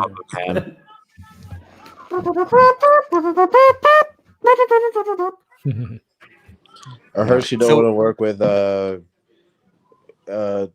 any more men and any more white men. She said any more white men and any more men, or something like that. Wait, She said. who said that? Who, Captain Like Marvel? Valkyrie? Yeah. Oh, really? Yeah. Wait, who said that? Tessa Thompson. Tessa Thompson. Whatever her name is. Oh, Yeah, she said that. I didn't hear that because I know she was just on Taika Waititi had like a IG live like a week and a half ago, and she was on there and she seemed pretty excited. I mean, it's obviously going to be a diverse group of creators with the Next Door film, but I mean, you know, you got Christian Bale as your villain and obviously Chris Hemsworth as your main lead. So I don't know. So has it come out that her and what Natalie Portman, are they going to have like some kind of relationship thing? Is that where they're going next with this? Is that a rumor? I keep seeing things about that. oh, never heard of that. It's a rumor. Yeah, No, yeah, I it's heard that was a big rumored that, rumor. But I don't think it'll go that way. Yeah, is she returning or is she not? I'm also confused on what's going on there. What now? I know returning for sure. Yeah, she's Natalie going to be. Portman is returning. Yeah, She's gonna be the lady. And they said Valkyrie's going to be in it as well, right? yeah, she's going to be Yeah, the queen of Valkyrie is. Asgard. Yeah. The thing is, they're saying they're gonna have a romantic connection because okay. Valkyrie. So we're gonna get that love Yeah. triangle thing going on. Yeah, so that's what I heard. Okay. Are we excited about that, or I'm not excited hearing that? To be honest Not with you. really. What do you guys think? This is one of my favorite moments here. She's so cool at Scarlet Witch. Oh hell yeah! That Isn't when she he from says, X-Men, "You don't though? know," I don't know. I'm you. really confused because isn't she from X-Men? She is, yeah. In the comics, she's the This is daughter Magneto's of daughter, Magneto. Yeah, she's the daughter of Magneto's Magneto daughter. in the comics. So, I But don't in know the how they MCU, gonna- they did it in a different way. Yeah. Right. Yeah, see, So I didn't they even know changed that this- she was they the daughter of definitely changed the Magneto. script on that. Yeah, That's crazy. My guess But that's- is but I because think the they did X-Men that are still because, owned by Fox, right? Exactly, because yeah, it's that the rights. This is So probably they one of the had the characters rights. they had The the rights story. to, so I guess they wanted to incorporate it if they could. But Yeah, like SteelBook, man, you weren't around earlier, but we were talking about like how messy it was with the Hulk not getting his own like second solo movie for all these years. You know, it's just yeah. they're doing what they can, I guess, right? But it's got to be so tough. powerful. Yeah, I got a question for Yeah. you guys. Yeah, they Oh no, go on. I was just gonna say Scarlet Witch is just like single-handedly like destroying Thanos by herself. I mean, we seen that in the last one in Infinity War. Like she had the power to like definitely kick his ass, but Yeah. she's one of the most powerful ones. Yeah. When you know when they have the whole like the female shot, I know a lot of people are like, oh, it's so forced, so woke. Disney. Yeah, I hated that. I honestly hated that because you didn't need to do that, bro. You really did not need to do that because they were already establishing that they could handle their shit with the men. So just them doing that, like it totally ruined everything before that, bro. It didn't seem that part took me out of the movie. It's like I have no problem, you know, with all these female characters in the MCU kicking ass. And it's like if we have a movie with like 3 or 4 or 5 or 6 or however many female characters all kicking ass, like by all means, let's do it. But bringing it into this movie, it did feel like I felt like the outside world coming right in. It's like, okay, it took me out of the movie for a quick second, you know, and I always feel like as soon as like me being a white male heterosexual anything about that, it's like stepping on dynamite. But yeah, I have to be honest. Don't they make a reference to that in Dark Phoenix? They say something about I think it was Mystique. She's like, I'm tired of always taking care of you men or something like that. It was like, dude, come on. That movie was bad enough, bro. Like, come on. Yeah, but the here is about Black Widow the makes question a here comment is about about that too in the beginning of Ultron. She says, "I'm always picking up after you, boys." But the question here is about the execution. It's like they in the middle. It's like everyone said, "Okay, man, you go over the girls, we'll go over here." How it's just us are gonna go there. It makes no sense in the middle of the fight that there's so many things going on and they all scatter around, and then in one scene they just Hey, got come here. together, and there's yeah, exactly. It's like a group shot. Wait. Come here. You know what I mean? Yeah. It's like a group shot, like, hey, oh, now it's just us. And that's what doesn't work. If they could have done it in a different way, but we all know why they did it, and well, just politics into this. So I got a quick question, guys, because I'm short hair. I'm a noob when it comes to Captain America, Captain Marvel. But what was the reason for the short hair? I know it's part of the comic, but what was the reason for all the hair changes? Like that, and it's kind of a warrior thing, because when she's in a fight, once someone pulls her hair, and like for then on, she like decides to cut her. But it just doesn't work very well there. Yeah, this is the shot. Yeah. This is just so epic, man. Yeah. Like if they would have just cut out that first 5 seconds and just showed them fighting, like that would have been awesome. Yeah. Exactly. Yeah. If you didn't have to stop and say, "Hey guys, look at us. You got it? Everyone got that? Yeah. All right, let's go." Like if you had like, you know, maybe a bit more of a subtle way, like, you know, how you're talking about like the football passing of the gauntlet, you know, oh, here, take it. And it goes through all the female characters. That'd be a much subtler way to show all of our female characters and how badass they are. As opposed to, it's like, all right, everyone stop. Everyone come on. Okay, we're good? This is now pretty cool. I remember in my theater, though, people really enjoyed that shot. Mm-hmm. But I see what you guys are saying, like kind of getting second eyeballs on it, you know? There's definitely a more effective way to do that, to even give like more power to the situation. Mm-hmm. Right on. My theater had the opposite effect. I'll just say that. Really? What was it like? No, I mean, I must have just been sitting around a bunch of fanboys, but they were just like, oh, God, like, you know, roll, you know, you could hear them really, if you could hear people rolling their eyes, that's what they were doing. Yeah. Damn, okay. That's so funny, man. Different coasts, different reactions right there, different areas.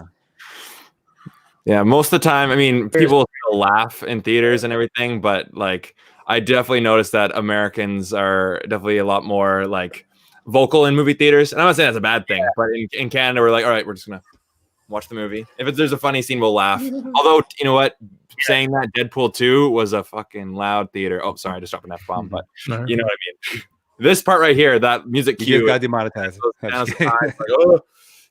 Like, oh, that's such a great scene. Boom. Love it. Yeah, this scene is awesome. But here in Portugal, more people talking in like scary horror movies, like especially when they're bad, because people just like give up on watching the movie and they're just making jokes of it. Like when I went in CL, everyone was talking like just making jokes out of it, and the jokes were probably better than the movie. So don't mind. Oh, all right. This is it. Yeah. Yeah, this big is moment. I remember watching the YouTube trailer reaction. I mean, the reaction from the audience in this scene right here. Mm-hmm. So funny in the original movie, and they had to film it.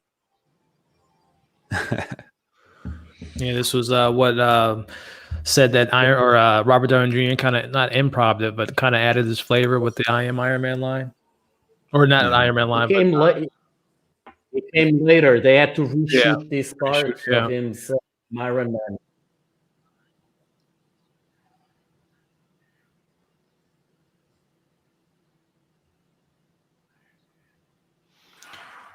See, people are talking about like, oh, do they bring back RDJ? How do you bring him back after this? Yeah. You know, like, well, it's a beloved character. You do not want your characters to die. I mean, that was. I mean, jumping to a side note. I mean, like for The Walking Dead, I don't know if you guys ever watched that. How they started killing off your favorite characters, and this is like a formula that wasn't really too popular, but then it started to work. You know, because then that was the introduction to other characters. So that's kind of like what's going on here. I mean, he was the one that started it. He ended it, and I mean, you had said that before. You know, you have to have a time. You need to have a time that they go out on a high and not wait until like I'm a big Indiana Jones fan, but I don't want to see Indiana Jones when he's 80 with like being able to move. So that's the point. You need to know where to like finish it off, and so we have a good like idea from start to finish. If we get Robbie Downey Jr. for another 10 years, and then is this old man there, and you're like, what the hell are you doing there? I think they need to again, you know. Yeah. Yeah, I agree with you completely. I always thought that Indiana Jones could have gone the way of James Bond, with the Avenger being the main character and then the actor changing throughout the years. But yes, I feel that like would be better. I've definitely been ripped on for that opinion, but I've always thought that Indiana Jones could go the way of James Bond. Yeah, that is a interesting route, and I love how you guys are talking about older characters. It's kind of definitely a side note, but Mission Impossible 8, by the time that movie comes out, Tom Cruise would be pushing 60. Oh, he never ages though, man. He never ages. Yeah, He's drinking that. He's drinking that children's blood. What I was gonna say 10 years ago, everyone was already saying he was too old for that. Mm-hmm. Every movie that comes out, it just does more and more crazy shit. So, Tom Cruise and Keanu Reeves is another one. Those guys that I think they did the level, and they're just gonna keep on doing these movies. I love the Hollywood stories of how people would have been cast in roles and how different the MCU would have been if Tom Cruise was Iron Man. He would be the biggest movie star to ever live if he was in the MCU also. Yeah. Oh my goodness. This is a powerful scene. Hey, did you guys ever, quick side note, did you guys ever see like the Reddit post? Somebody made like a top 10 list of things that he could have done besides put the gauntlet on himself. Did you guys ever see that? Who, Iron Man? Yeah, Iron Man. I mean, I don't have the list in front of me, but there was like other options that he could have done where he would have lived instead of doing that. He could have just simply used a time stone and kind of took care of all cooking it out. Yeah. It would just pop to my head. Yeah. Talk the biggest movie stars. Do you guys know who's the actress with the most money? Actress that did the most in the box office. What was it? Say it again. I didn't even hear the question. Who's the actress that did the most money in the box office? The actor who brought in the most box office returns. Probably Robert, right? Robert Downey Jr. Was it Zoe Saldana? Oh yeah, with Avatar. That's right. She's been in Avatar. Yeah, she's been in Avatar. She's been here. She's been in Pirates of the Caribbean. She's been on everything. She's a secret. She was in Pirates. Ridiculous. Yeah, the first one. She had a small role. I've never seen those movies, so. Oh, she was in Pirates of the Caribbean. She was in Crack, like in so many things. It's ridiculous. Secret Weapon, huh? Yeah. And Tony just killed that performance though. Like that was crazy. Did you guys? I mean, we can have a little powwow. Did you guys get a little teary eyed there in this moment? I'll be first to admit I did. I did as well. I cried. It got me. Yeah. I mean, even just now, it certainly took me out of the conversation here for a few seconds. I was like, damn, I haven't seen this since theaters. Like this was. Yeah. What about you? Still got? Did you get the little tear up, man? Did you get a little teary eyed in there in that moment? Well. I think he's crying. I think he's crying right now. Guys, shut up! It's an emotional moment, guys. Give me a break. It felt like the right thing to do. Yeah. Right. Like it's as tragic as it is. I felt like that was the right story beat to go on. Mm-hmm. Yeah. Yeah, I feel like Hugh Jackman sort of bowed out at a perfect time for his character, and I think that Robert Downey Jr. did the same exact thing. Yeah. Just to preserve that legacy, obviously. And let's be real too. I mean, obviously these movies make billions of dollars, but I mean, this guy was getting $50 million a movie. I'm pretty sure Kevin Feige and Disney are like, have a good retirement. Yeah, I guess there is some of that too. We got to be realistic, don't we? Because I think I read an article yesterday. I think he had from the back end, he made like $75 million off of this movie alone. Yeah, what? That's crazy.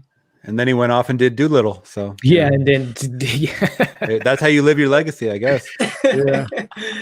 I didn't even bother to watch that one. I haven't even seen it. I didn't even. Yeah, I had no. I mean, Hugh Jackman did Greatest Showman after Logan, right? That was right after Logan. Yeah, but I think so. Yeah.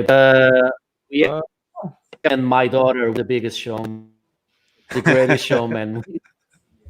Like, I'm sorry, sorry. Oh my God. My little Laura went to lives like cards that you can go to the cinema anytime you want and you don't pay more. She saw The Greatest Showman 20 times to the sing along. She went to like, but she just loved music, so she just went there and sing. It's like ridiculous. That's my And sister. She loves that movie.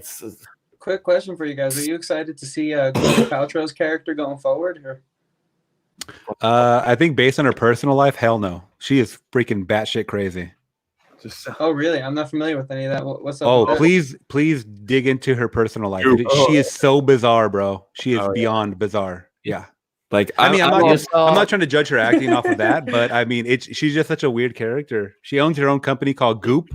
Check it out. It's on Netflix. It is so weird. Oh yeah. Okay, all right. You give me something to watch in quarantine. Thank you, man. She's a candle.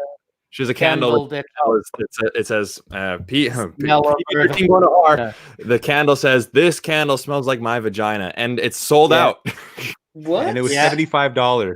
Yeah. Candle. $5 and it's completely sold out. So she's laughing on us. Sorry. I guess she is, dude. Is she a Scientologist or anything, like Tom Cruise, or? No. She's a into lot some like- like healing therapy, crystal type of deal, but Yeah. Okay. Yeah, she sells crystals. She sells Yeah. crystals that's supposed to do a load of crap. Don't do anything. She's been Gotcha. There's no There's my suit man back in by the suit, by the way, being very respectful. I love to see it. Oh yeah. And this is a pretty good scene too. I was so confused about the kid from Iron Man 3 when I first saw it. It's like, who the heck is that? Yeah. He looks so Yeah. different. I didn't know who that was at first either. I really I'm like, didn't. oh, okay, got it. Right. Yeah, gotcha. And also, is Skarsgård in this scene? Stellan Skarsgård? I don't think he is. I don't think so. Yeah. It's a shame how he didn't come because he knew Tony Stark, didn't he? I'm trying to relive the MCU in my Talking head. about the scientists from Thor movies. Yeah. I don't think they've ever. Well, I mean, you would have thought they maybe interacted in Avengers, but I don't think they had like a scene together. So I'm not sure if he would have been there at this moment. Right. Yeah. I just love the scene in the end with Happy and the daughter of Tony. Yeah, It's the burger like- scene. Yeah. Oh, that's the one that cry. Mhm. Yeah. Yeah, Cameron James asked a question about the deleted scene where Tony saw his daughter as an adult. I don't even know what he's talking about. I haven't seen it. Yeah, it's the Catherine from 13 Reasons Why. It was the adult version of Morgan Stark, and the same realm that Thanos was in when he saw Gamora baby or the little Gamora. It was the same thing for Tony. He saw Morgan Stark as an adult. Got a little surprise appearance here. Kind of a after credit scene. Q reviews. What's up, man? What's Hey, Yo. What up, family? How y'all doing on this end game? Sorry I couldn't join earlier. I had to go to the grocery store, do an end game thing myself. But I've been sneaking in. I was at the grocery store, had my AirPods in, listening the whole time. So we man, y'all did y'all thing. Thank you, man. you can join us, man. Did you? This Yeah, scene is me. Glad to see y'all, man. Glad to see you all. Yes, sir. Good to have you. Yeah. I don't have it quite queued up all the way. I think I might be a little bit behind, but I'm good. we're on the Favreau cheeseburger scene. I Yeah. want a cheeseburger. Oh yes. How touching was that scene? You know what I'm saying? That was Blake- a good one. Yeah. Oh man. I have never been so I think I was more torn up seeing RDJ go than Logan. Yeah. And like, God man. That's a good question there. I mean, yeah, as far as emotional moments, what hit you harder, Logan going out or Tony? You said Logan, like Wolverine? Like, Marshall, yeah. Wolverine. As far as Jack- Oh, dude, Tony. Logan for me. Dude, I was pouring. I was pouring, bro, because he was getting decimated, and then that last push, coming out of his chest, it got me because I was like, this is it. This is the end. There's no coming back from this. And why are you laughing at me, Q? Why are you laughing? No. I feel you. I feel your pain, bro. Like, God, It was- I it was feel Logan. that one. I feel that. It was Logan, man. Yeah. I feel Hold that on, one. David. I got you guys, something for you, David. You guys saw on YouTube, there's a scene that shows the last scene of Logan, and there's one rock moving and falls down. Spoilers. Come Come on, brother. Why are you? Put him in, no. Yeah, You gotta do it to me. for me, Say I what- gotta say Tony, but I do think Logan, and don't hate me, guys, is a better film than Endgame. Just on like the Logan was an craft excellent and- film. Yes, Yeah. but I think Tony's character going out, like, there's no better way for any superhero to go out. I in my just opinion. wish they didn't I have agree with you. I just wish they had a villain that clone. I hate when they use clones. Like I think they could have used a better villain for the movie. But the movie Yeah, is and I agree with amazing. you, too. I agree Yeah. with you too. I agree with you too. Oh, Yo, that yo, what was yo. it? X Weapon X or X20. Yeah, like, was I wasn't just X hate when 23 they do that. girl? Mhm.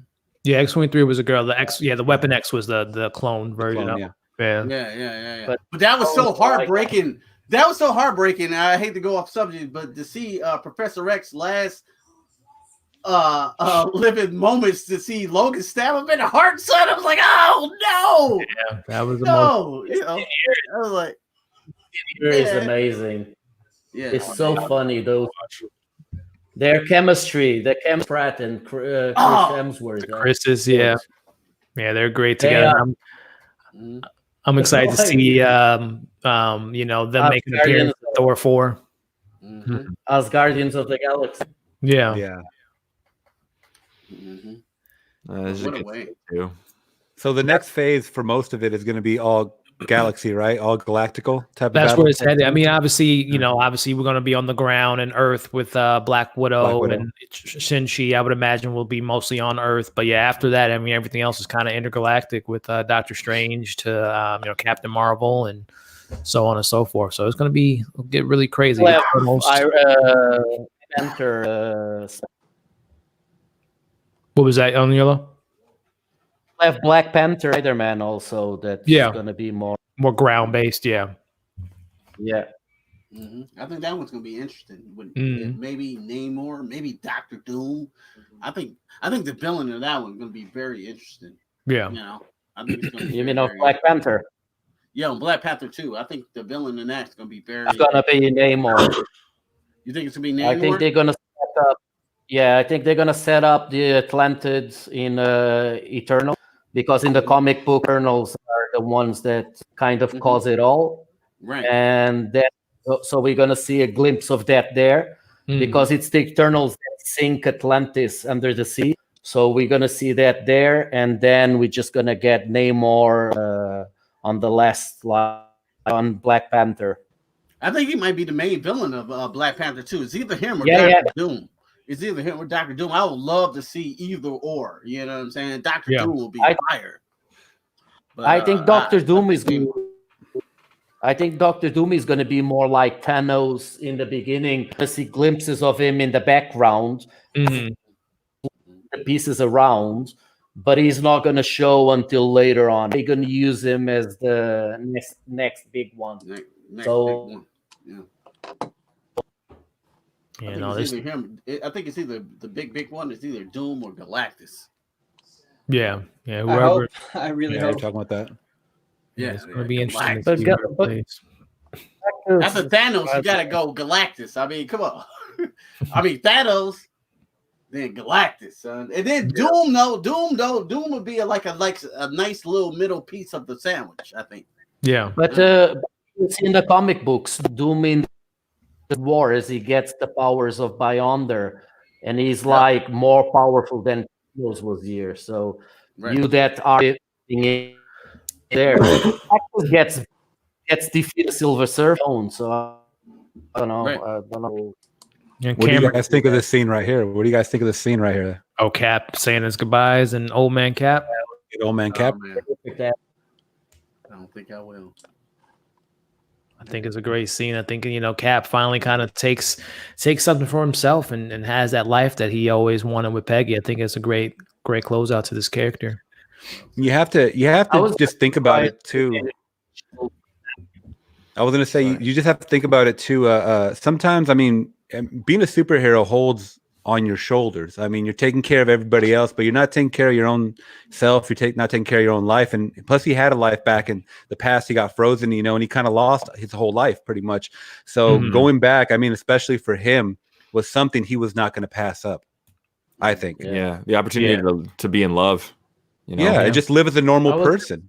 Yeah, man. Just surprise him giving the shield to well said. and not. That was going to be my next one. What do you think about him giving the shield to Falcon instead of Winter Soldier? That was weird for me. I think logistically, a cleaner record. Yeah, but exactly. I was going to say he's. I mean, Bucky's right now. He's still kind of an assassin in many people's eyes. So him to give the shield to someone that's a murderer, that was a murderer for many years, a brainwashed person. I think it kind of makes sense that Sam was probably logically the one that gets the shield. Right. Yeah, I think he earned it, and this is also true to the comics, though, too. You know, like there's a whole run where Sam is the man in charge, and so I'm excited to see that going forward. And that's why I'm really. Go ahead. He's gonna want to do with the shield because Captain America can use the shield that way because he has super strength. He's gonna be like a frisbee to do anything. He's just, that's what. Vibranium is just at its feather, so I mean it's not a heavy. Vibranium isn't super heavy. I know, but it's to do with it. Yeah, that's those are my thoughts exactly. At least Bucky has some super strength. Well, exactly. I'm really excited to see Falcon and Winter Soldier is going to play. First off, I'm really excited to see. Who knows that Sam might inject himself with the serum. I think this is if they can go there. But I'm really that would be like an easy cop out. I think. I don't know. But I'm really fascinated in the racial aspect of it, just to see how America would embrace Black Captain America. That's what I'm really looking forward to. I think going back to, I think you said that before too. I think America will embrace it. I think we've kind of, been accepting of that with Black Panther. I mean, I think I think they will accept it. I'm talking about the world, the MCU, the world of the MCU, like how people will perceive Sam. As far as taking up the mantle in that universe. Oh, I see. I see. I think it's a story arc within itself for him taking up that. I mean, that's a whole season of Sam taking up the mantle. So it's gonna be very interesting to see in this time. Yeah, me too. I want to see that. I would definitely want to see that. Also, David, I hear you on that. Like he has no super strength. Bucky is the clear choice in regards to that. So I think this is why I'm looking forward to Phase 4. Yeah. They just got to do it right. You know what I mean? And I think they will. Yeah, I know Cameron James had a question. It's been announced, or not announced, but the rumors are that Guardians will be making an appearance in Thor's film. But do you guys see the reverse, where Thor is going to make an appearance in the Guardians film? 100%. Yeah, totally. Yeah, definitely. I think they both. I think the two are going to. I mean, I personally think they're going to become very close, even closer than we've seen. So, I mean, that's what I would like to see anyway, since they're both so ingrained in the cosmos, Right. Yeah.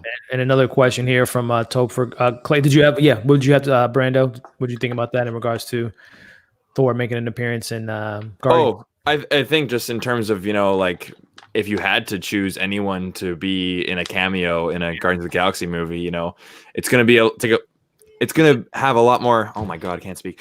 It's going to make a lot more sense to have Thor rather than a Captain America, or I guess in this case, Falcon, the new Captain America, or, like a more like Black Panther just showing up, right? Yeah, it's going to make a lot more sense for Thor to show up because, he's definitely he's traveled around space quite a bit. So, and besides the whole dynamic between Star-Lord and Thor, I think there's possibility there for sure.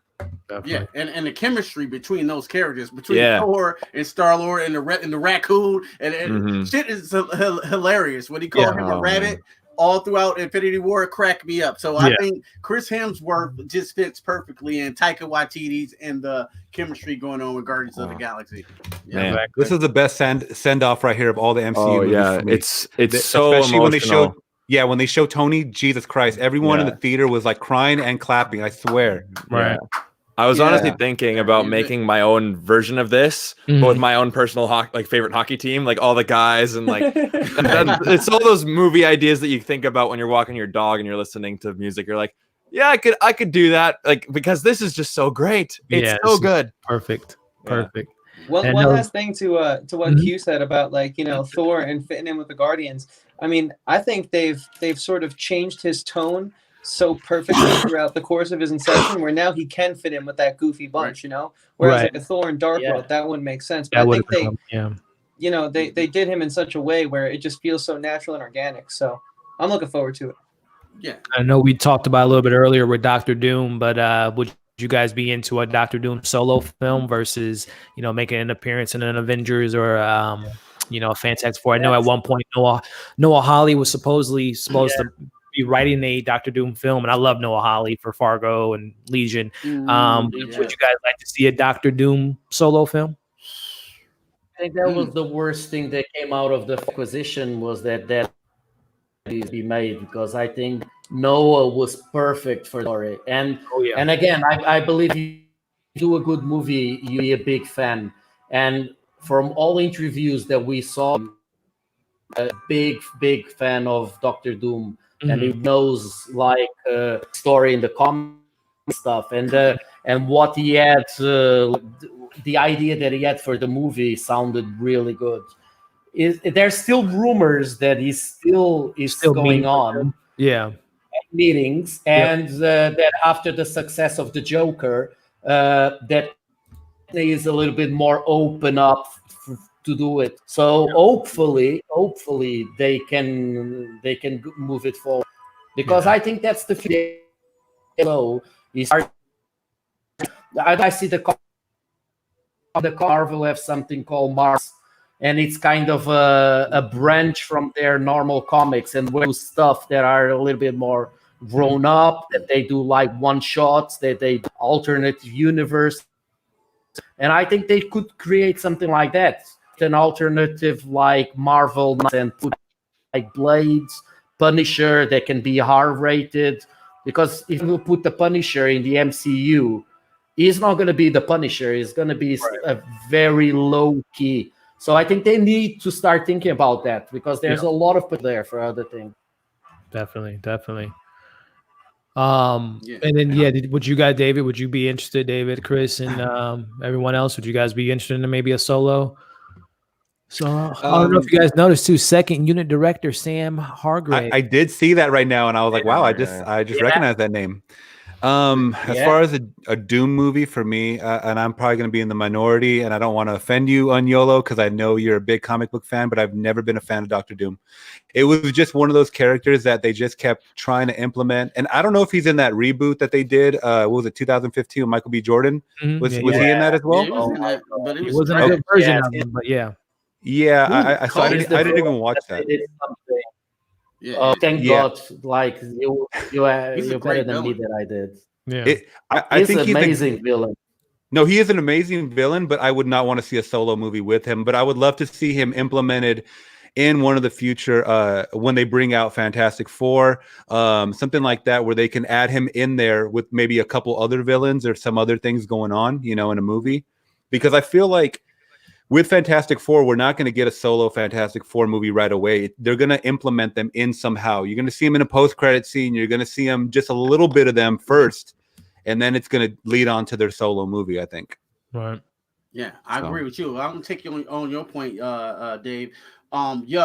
Dr. Doom needs to be like Thanos in Infinity War. He needs to have some type of catalyst that he's going for, that they kind of focus on him and still have the same characters that you used to to support him. And I think if they do Doom like that, and he comes out as a threat right away, and you can build off of him, like Dr. Doom's story himself, build it into this MCU universe might not work. You might mess it up. But if you implement him into a movie, say like a Black Panther or whatever, if you make him the main threat, actually give him like the main starring role like Thanos was in Infinity War, I think that's how you create Doom. And then, the second, third movie, you don't have to be so focused on him, and then bring him back as the final act. That's how I think Doom can work. Yeah, and I think that's kind of like why everyone used to rag on in the early days, like Phase 1 and even like early Phase 2, like there was no compelling villain. And like if we have that solo movie, we can change the game up now. Like we can shake up the formula a little bit, and I'd love to like get like the same development that we've had with Thanos, but imagine having that early on in the MCU. So then every move he makes is 10 times stronger in those movies that come out that aren't, you know, Doom centered. I think that could be an interesting dynamic, and I think he is a character that you can have that sort of depth of field with, you know. Yeah. Yeah, totally. Well, I don't know anything about Doctor Doom, and I don't know anything about Galactus. So, compelling characters, intriguing story, emotional investment. As long as it's got all those three, I'm in. Yes, sir. Yeah, I don't have any other previous comic knowledge about those characters, so I don't know anything about that. So those are the three most important things for me. Yeah, that's all I need. So we'll completely agree. Yeah, so we'll kind of next, let's say 10 to 15 minutes, we'll kind of wrap it up in regards to final thoughts in regards to Endgame, guys. Again, this was the 1-year anniversary of Avengers Endgame. I can't believe it's been an entire year. Starting with David, man, just kind of final thoughts on this film, the pulp culture success that it was. Will it still hold in 5 to 10 years? What's your thoughts on Endgame? Oh, absolutely. This is going to supersede 10 years, a decade at least. I think this is going to be the template. I mean, we had talked about this yesterday. Infinity War has to be the template that they go for moving forth with the big MCU movies. I mean, you always have your quote unquote fillers. We have the smaller, the Ant-Man. Don't mean to offend you, Brando. But, those smaller movies that they know aren't going to pull in too much, but it leads up to something big like we're possibly going to see in the next 10 years. So I think once this kind of fizzles out as far as people forgetting about it, we're going to get hit with our next big one. But watching Endgame again, and like I said, I hadn't seen it for a year because I tend to do that. But go out in theaters, when it comes out in physical, I buy it and then it sits on my shelf. I don't watch it automatically. I just do that. But me too, so this is the first time I'm watching it again with you guys since last year. And honestly, it feels like it's been more than just 1 year. I don't know if that's just me, but it feels like it's been a lot longer for some reason. Maybe this year is just flying by or what. Year looks like it's been 10 this 4 months. Yeah. To me, 2020 is already done. I mean, but jumping back to this, it was an exceptional movie. I might put this in my top 5. If I had to revise it, I would put this probably in my top 5. It definitely was closer than I thought. But that ending scene, even though everybody came out and they all battled Thanos and his crew, I still think the Wakandan fight was overall better. It was just a lot more going. For some reason, it was a lot more going on, even though there wasn't as many as in this one. I don't know why. And yeah, same question for you, and I appreciate that, David. Well said, man. The same question posed to you, Onyolo, in regards to year and reflection of Endgame, the future of what people will look at this film in the future, and just your final thoughts on the, what we just watched. For me, now that they are both out, I always see these movies that we do like together. I think Infinity War and Endgame together as one is like one of the best movies of the MCU. When you separate for Infinity War a lot more, I think there's over there, and it works better alone than this one. But there's no way around this. What Marvel did, what the MCU did, it's incredible because we need to look at everyone that tried and do the same, copy it. We have the DC, we have Universal Monsters, we have try and do this shared universe, and no one even got close. Yeah, and we're talking about not even starting. They did 12 years of movie, and like I was gonna say, my worst one is Thor 2. And from what I hear, for some people, it's the best. Damn, this is the thing. So this is what there's something for everyone. When you think, oh, this movie didn't really work. A lot of people, Ant-Man. I think Ant-Man is great. I just wish I could have seen the version of Edgar Wright. Edgar Wright, yeah. That's always going to be on my mind. That's my only issue with Ant-Man. But it's an amazing. Something for everyone, and this Endgame just all perfectly. Like all of that were hoping that it was going to be good. To me, at least, I never thought it was going to be this good. I thought I was going to come out of the cinema. Oh, they could have done this. Oh, they could have. And I could. Oh my God, they should have done that. I was just happy, and I think it's like when people say comic book movies are not movies, I'm sorry, there's a lot of people that agree. And I think people should be more respectful for other opinions. Like Scorsese, I think, for example, he didn't like when he was when he put Taxi Driver out, and everyone said that's not cinema, just a violent, wet dream. And I'm sure he wasn't at that. And now comes all these years later saying, oh, you know, that movie that all of you worked so hard to do it is not real cinema. I think it's respectful, and this will like prove that it is real cinema, and it's like something we all love and put it in, and we are together with it. And I have to say also, I think the Marvel fandom is one of the best ones out there. Even when you like a movie, you don't see the attacks you see on Star Wars or and stuff. Like always, like still by it, and well, but and that's important. There's a lot of hate for movies, but we need to realize that this makes people, and that's all that matters. Well said, Yellow. Well said, my friend. Same question to you, Chris, in regards to the impact that Endgame will have. Just your thoughts on the film. 1 second, my dog is eating something. Oh no, go ahead. Go ahead, Chris. You want to? I'm gonna take mine for a walk soon. Yeah, Chris, go on. yeah. So, you know, I think the impact was so great that, like we've been talking about, like the future a lot. Oh man, look at that pup. That's a good pup. I gotta go hug my pup after this. But I mean, I think it was so strong, and you know, say what you will about it, there are obviously haters. This isn't one of the Marvel films that I hate on. No way, no how, because it was so expertly done that I think this puts the next 3 phases at risk, because they got to at least come close to this. You know, I think that's how strong of an impact this film made, and the way that, like, and that, like I was saying, in that last battle sequence, where usually, like in Star Wars, when they stop the action, those are already bad enough movies. Don't stop to give me character beats that I don't care about. But I could have had a whole nother like paragraph each of, you know, Robert Downey Jr. and Tom Holland, and I could have had like just every single one of those moments just even further and more drawn out, because I still feel like there was so much more that they could have said. And I think that's the sign of like a good movie, when you're, even after 3 hours, you're left wanting more. So yeah, I mean, I think that the fact that they gave themselves big shoes to fill is a good sign, but also they got to live up to it now. Well, yeah, definitely, man. Same with you, Brandon. Kind of the last thoughts on Endgame, my friend. Yeah, I mean, you guys kind of nailed it. Like, you know, I think, you know, I'll keep it short and sweet. You know, is it a good movie? Yes. Is it as good as Infinity War? I don't think so. Was it a satisfying conclusion to 10 years of the MCU? Sure, I really do think so. And, you know, like, I think this was the perfect ending. I mean, it's so appropriately titled.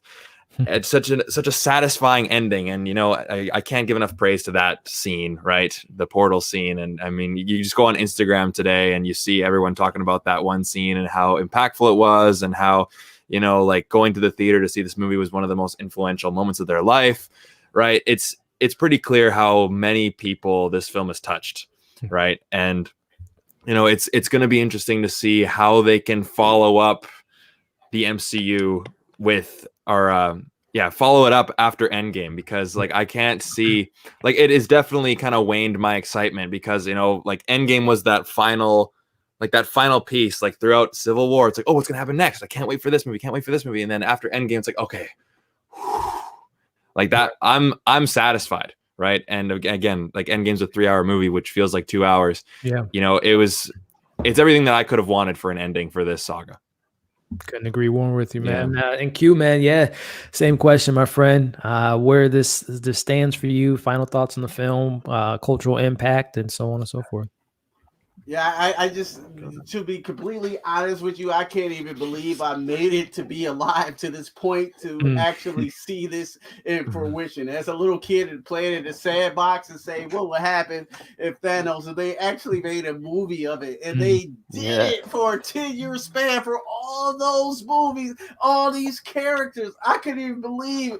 I swear to you, I couldn't even believe I was in the seat looking at this film. Is this it? Endgame, and it starts off with Hawkeye and his family, and they disappear all the way to the ending when Black Panther come out through Wakanda, when Cap catches the shield, Cap catches Learmore, the hammer, man. It was just so incredible. I have never ever witnessed anything like this in the history of cinema, Star Wars, whatever. I mean, they did this for 10 years straight. 10 years straight. And that's something that will, you know what I'm saying, in a long time will never be matched, you know. RDJ, from going to prison, you know, from being a crazy alcoholic, crazy, to running the MCU, bro, to starting the MCU and ending it on like a beautiful swan song note, man. I have never seen nothing like that. I have never seen nothing like that in cinema. They made more money with these last, you know what I'm saying, the last 10 years than any film franchise in history has made.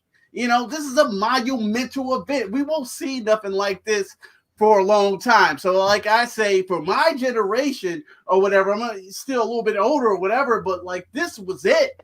This was it. This was my swan song. I'm happy. Like going forward, whatever, I'm there. But like, yo, like, how can you do this?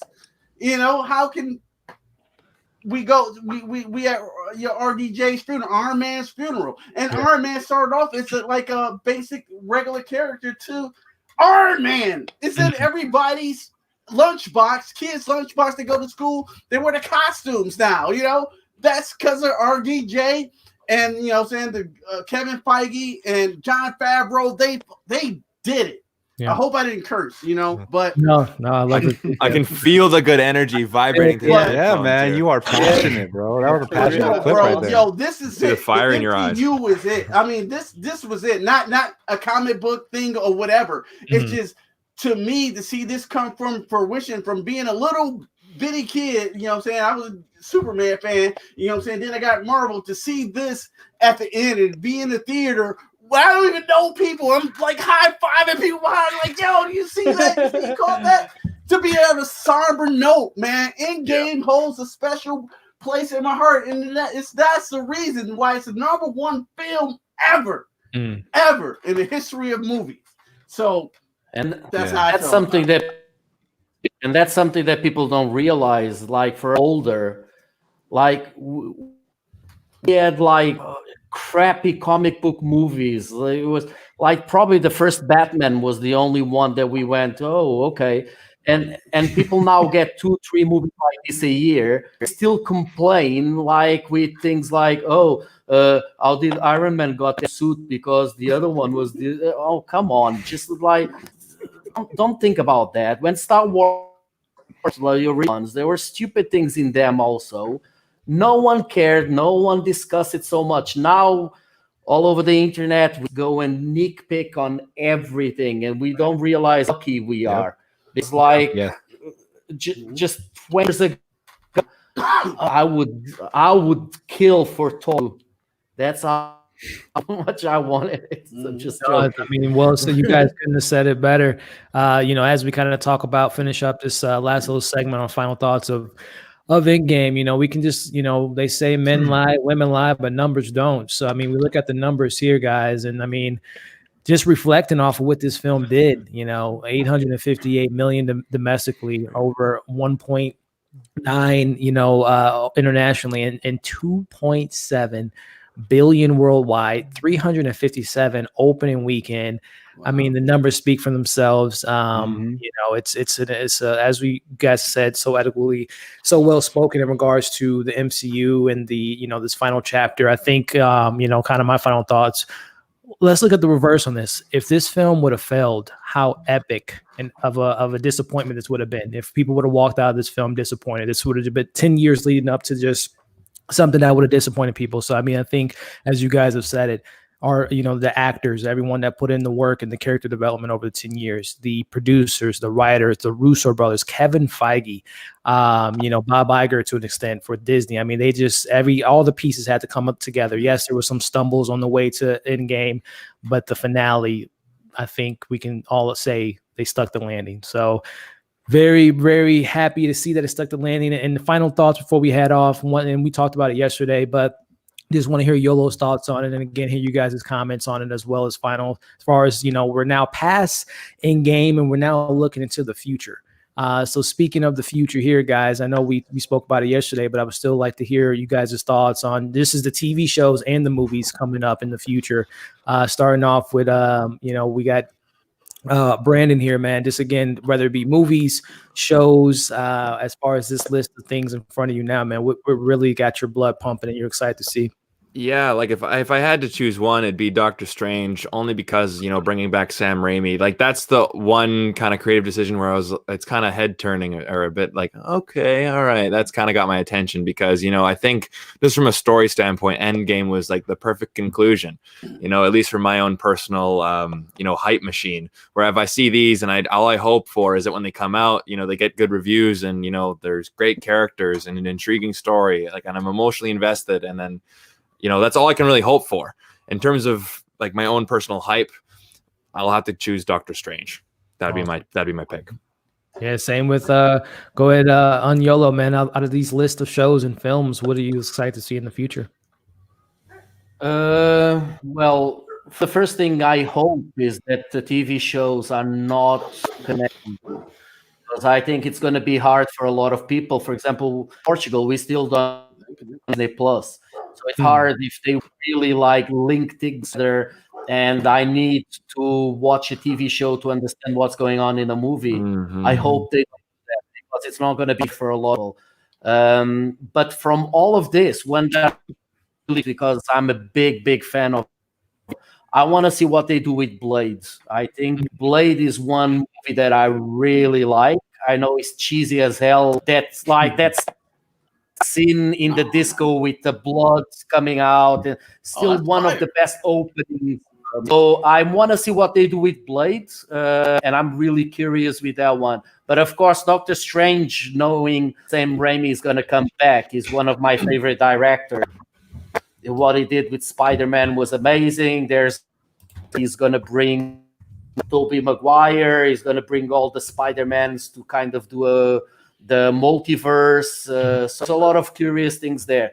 But like I said in the start, I want to see what if. I really like those ideas. I want to see what would happen if, I don't know, if Captain America would join. I want to see those things that are weird, that are completely out of the box. So that show, I think, can be really cool. Yeah, that's one I'm excited for as well, and well said, and very bright future. David from Flix Talk, man, what's got you excited, man, from this list? So out of this list, because you had showed a different list yesterday, but this is combining, I guess, a couple of the shows. Blade, for sure, because Blade was one of those that I think came out when I was about 12 or 13. So at the time, and it's so weird how we've come so far, yet for some reason in the 2000s, it seemed like we didn't think that we could have an African American in the forefront as far as like a Marvel character, because obviously when you're 12 years old, you're not thinking about that. You don't care about any of that stuff. Like, you're not really saturated by the rest of the world just with hate and whatnot.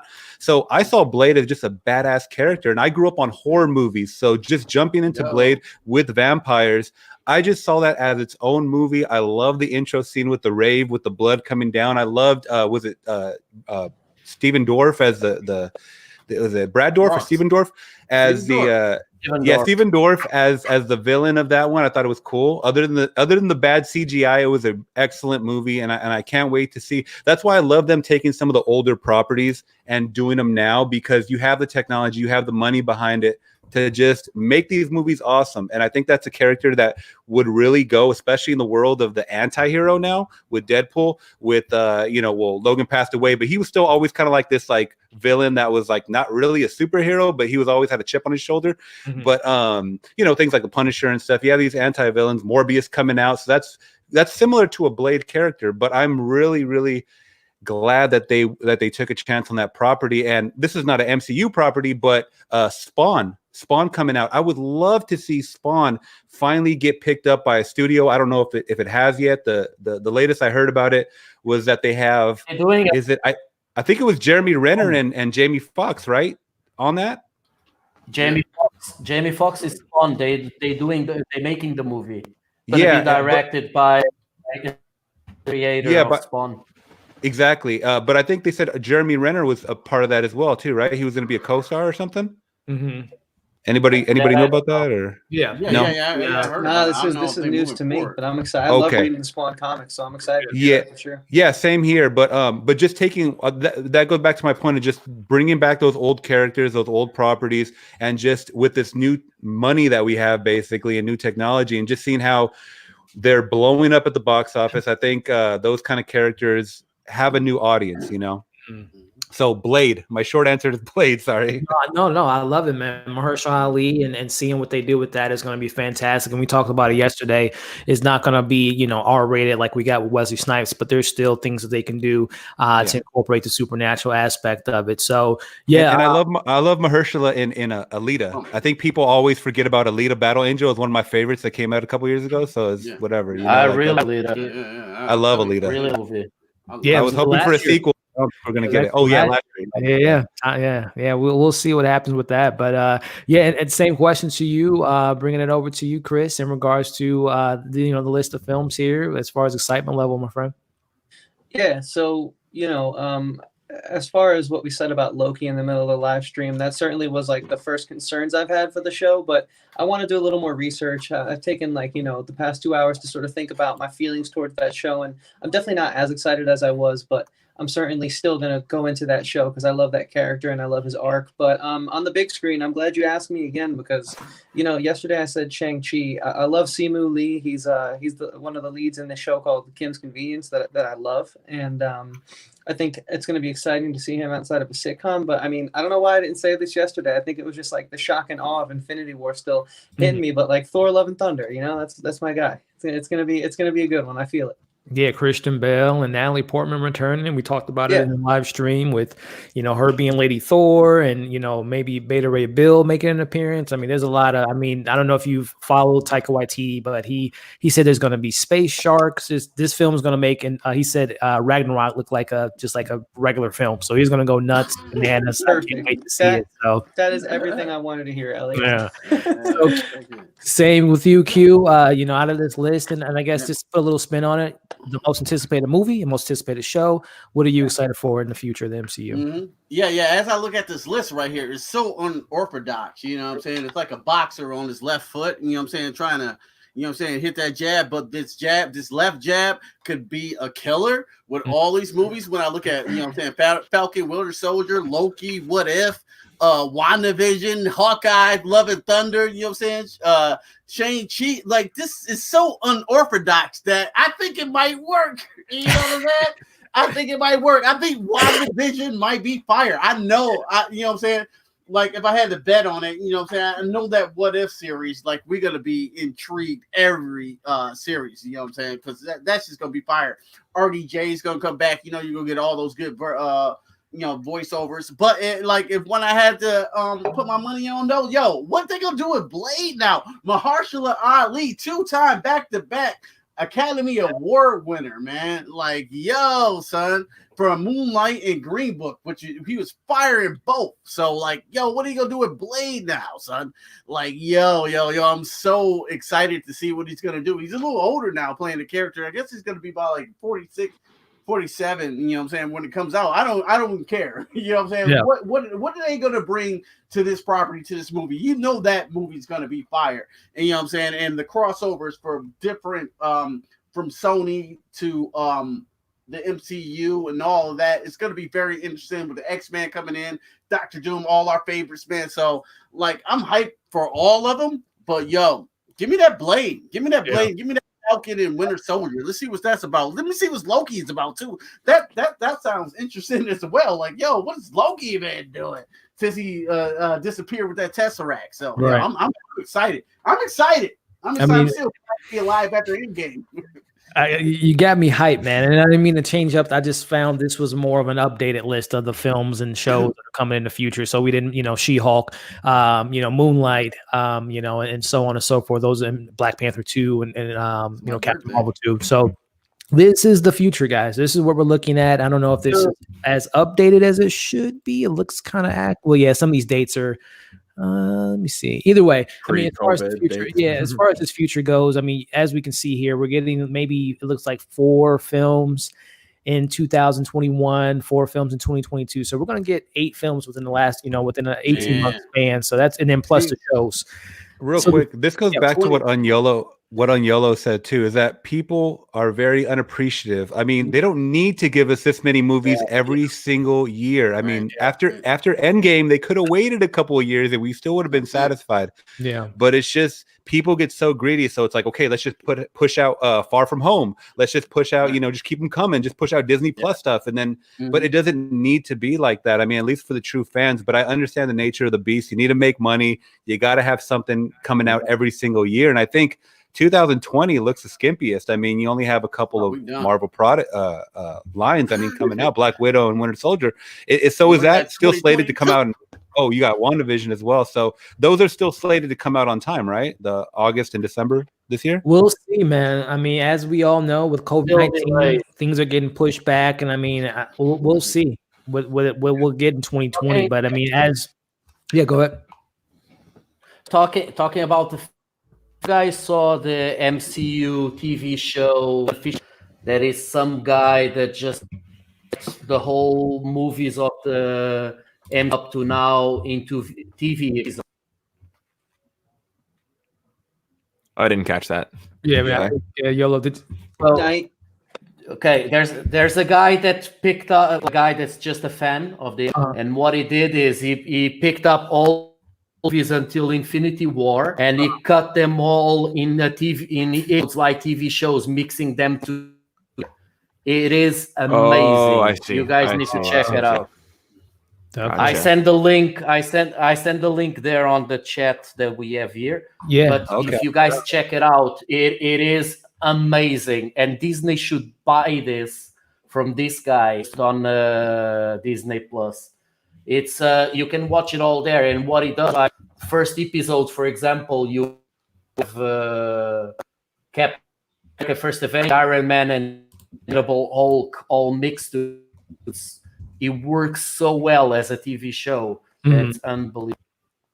Yeah, and I mean that's that's the conversation we constantly have. We're all fans of films and the theatrical experience, but we all know with Netflix and Disney Plus and Apple TV Plus and HBO Max, the TV is kind of where storytelling is being told at some of the highest levels. I'm a big TV fan myself. I watch a lot of TV, but it'll be really interesting to see what Kevin Feige and Disney do with these shows. But of course, we're excited to see what these movies have to offer.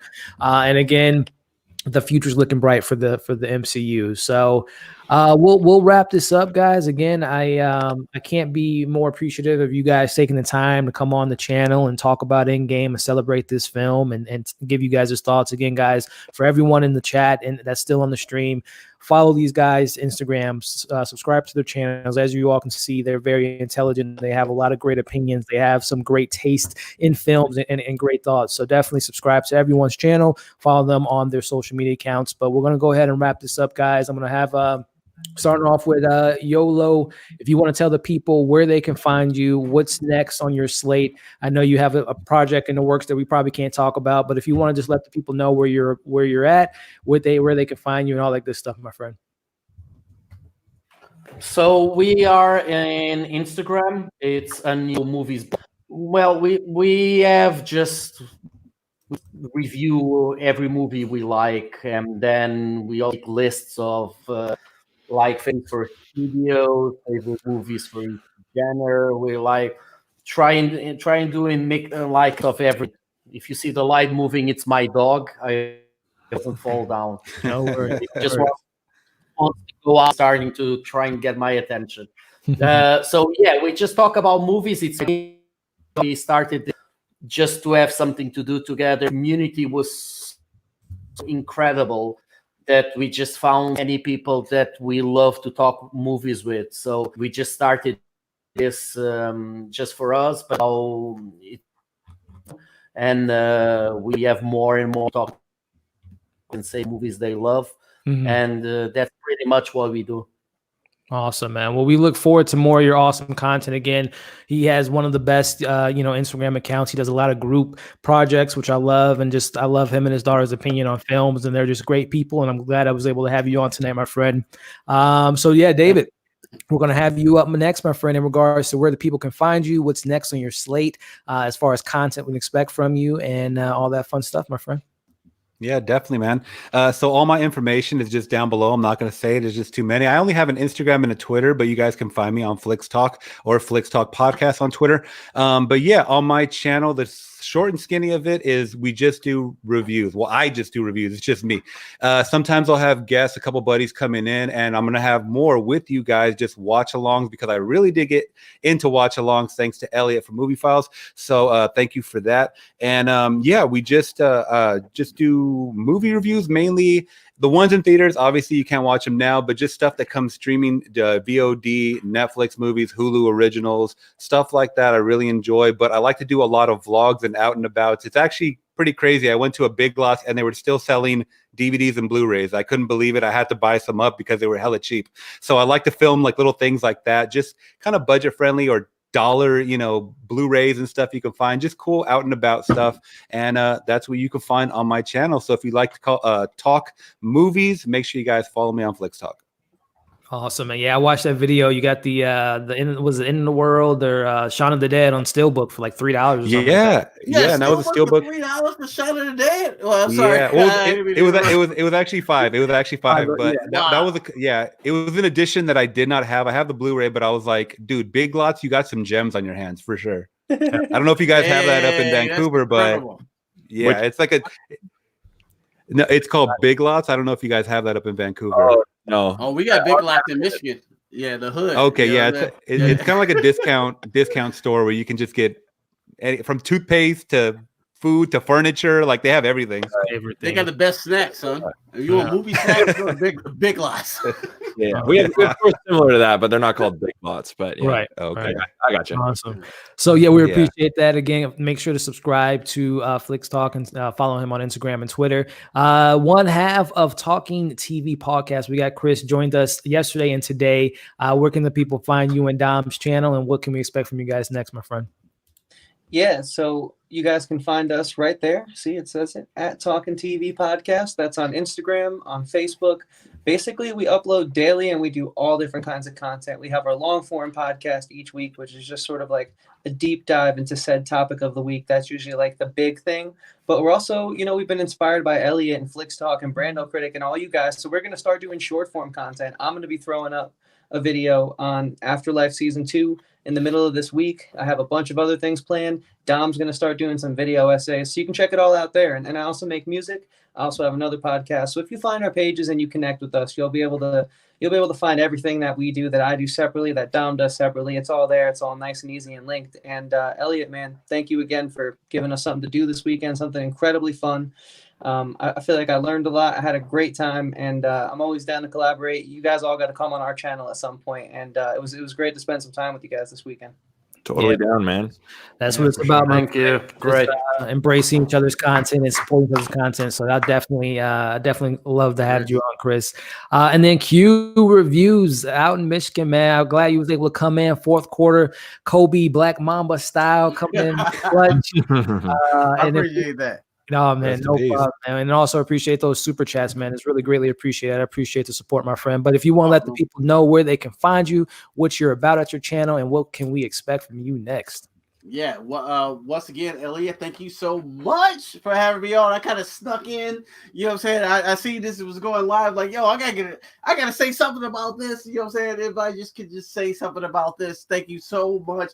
I just love being a part of the community. Like this is a super passion of mine, a hobby. I just love talking about movies. My passion is just infectious. You can find me at Q Reviews if you want to catch some crazy reviews. You know what I'm saying? I might do some crazy skits. I might talk about whatever. Right now, I'm editing Friday the 13th, the final chapter. I had to do a couple streams.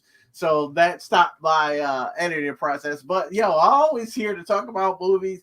And I'm just so glad to talk to you guys, Chris, Dave, the whole nine, Brandon, man. Y'all are awesome, man. Thank you so much for having my stupid butt on.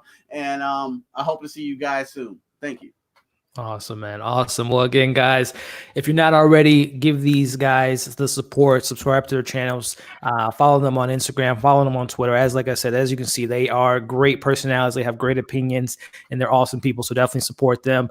As far as me goes, as far as I go, as you all know, I talk about movies and TV shows. So definitely expect a review for Bad Education, which I watched before this Endgame on HBO.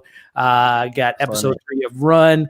Just watched a South Korean film, Time to Hunt, which I really recommend you guys check out on Netflix. So expect all that content on the channel pretty soon. And also do not be surprised if you see these gentlemen on this channel again. I can't thank you guys enough for yesterday's stream, today's stream, and more things to come in the future. It means a lot to have you guys on, taking the time to share your opinions on these topics that we love to talk about. So you guys will not, this won't be the last time we'll see you on Movie Files. There are many more collabs coming in the future. But with that being said, guys, this has been an awesome stream. 1 year anniversary for Endgame. Got to meet some awesome people, had some great comments in the chat. And like I said, follow all their content, subscribe, follow them, and we'll see you guys pretty soon. You guys take care. Did you miss Brandon, by the way? Yeah, I was waiting for it. Hit up, Brandon. Brandon, you go. You gotta go. Just kidding. Just kidding. Oh, good. I gotta help you out, buddy. I gotta help you out. Small. Okay. You're so small, we forgot you. Yeah, exactly. 6'8", I know, right? No, Brendan, I apologize, my friend. Tell people where you're about, what you're about, what can we expect next? I loved your Braveheart review, by the way. I love your opinions on all the stuff. But yes, what can we expect from you next, my friend? My apologies. Yeah, no, it's all good. Thanks, guys. Yeah, so first of all, Elliot, for putting this together. Thanks, buddy. And, to meeting all you guys, again, thanks a lot. Like, I know you guys are great bunch of dudes. So, for me at least, like I have many reviews coming out. Obviously they're not new movies coming out in theaters because there aren't really any, so I've kind of like gone back and checked out a ton of the movies that have been on my watch list. Obviously the watch list is so long, but I've been doing lots of watch alongs also. I've got actually 3 coming up this week. Tuesday, Jurassic Park. Thursday, Pirates of the Caribbean, Curse of the Black Pearl, my favorite movie of all time. And then on Sunday, we're doing The Matrix. So we're doing watch-alongs, we're doing old school movie reviews. And even with new movies coming out, you can definitely expect to see a lot of older reviews, tier lists. And of course, when the whole lockdown thing kind of opens up, I definitely do plan on doing a lot more Blu-ray hunting videos. I just started to get into those a lot more, and they were doing pretty well. So obviously, when the lockdown ends, you can definitely expect to see a lot more of those, and hopefully some more collaborations with you guys. This was a lot of fun. So anyways, guys, thank you so much for joining us on this Avengers watch-along journey and celebrating the 1 year anniversary of it. So I can't thank you guys enough. So stay safe. Awesome, man. Again, my apologies, Brandon. And again, guys, make sure you check out his content. He has a lot of great opinions. He's kind of like my go-to guy when it comes to James Bond and just his thoughts on film. I really love his opinions on things. So again, guys, support their content, subscribe, follow them on all their social media accounts. Keep an eye out for some content they got coming for you guys pretty soon. You guys be safe, and we'll see you on the next video. Cheers, guys. Thank you. Thank you for having us. Take it easy, guys.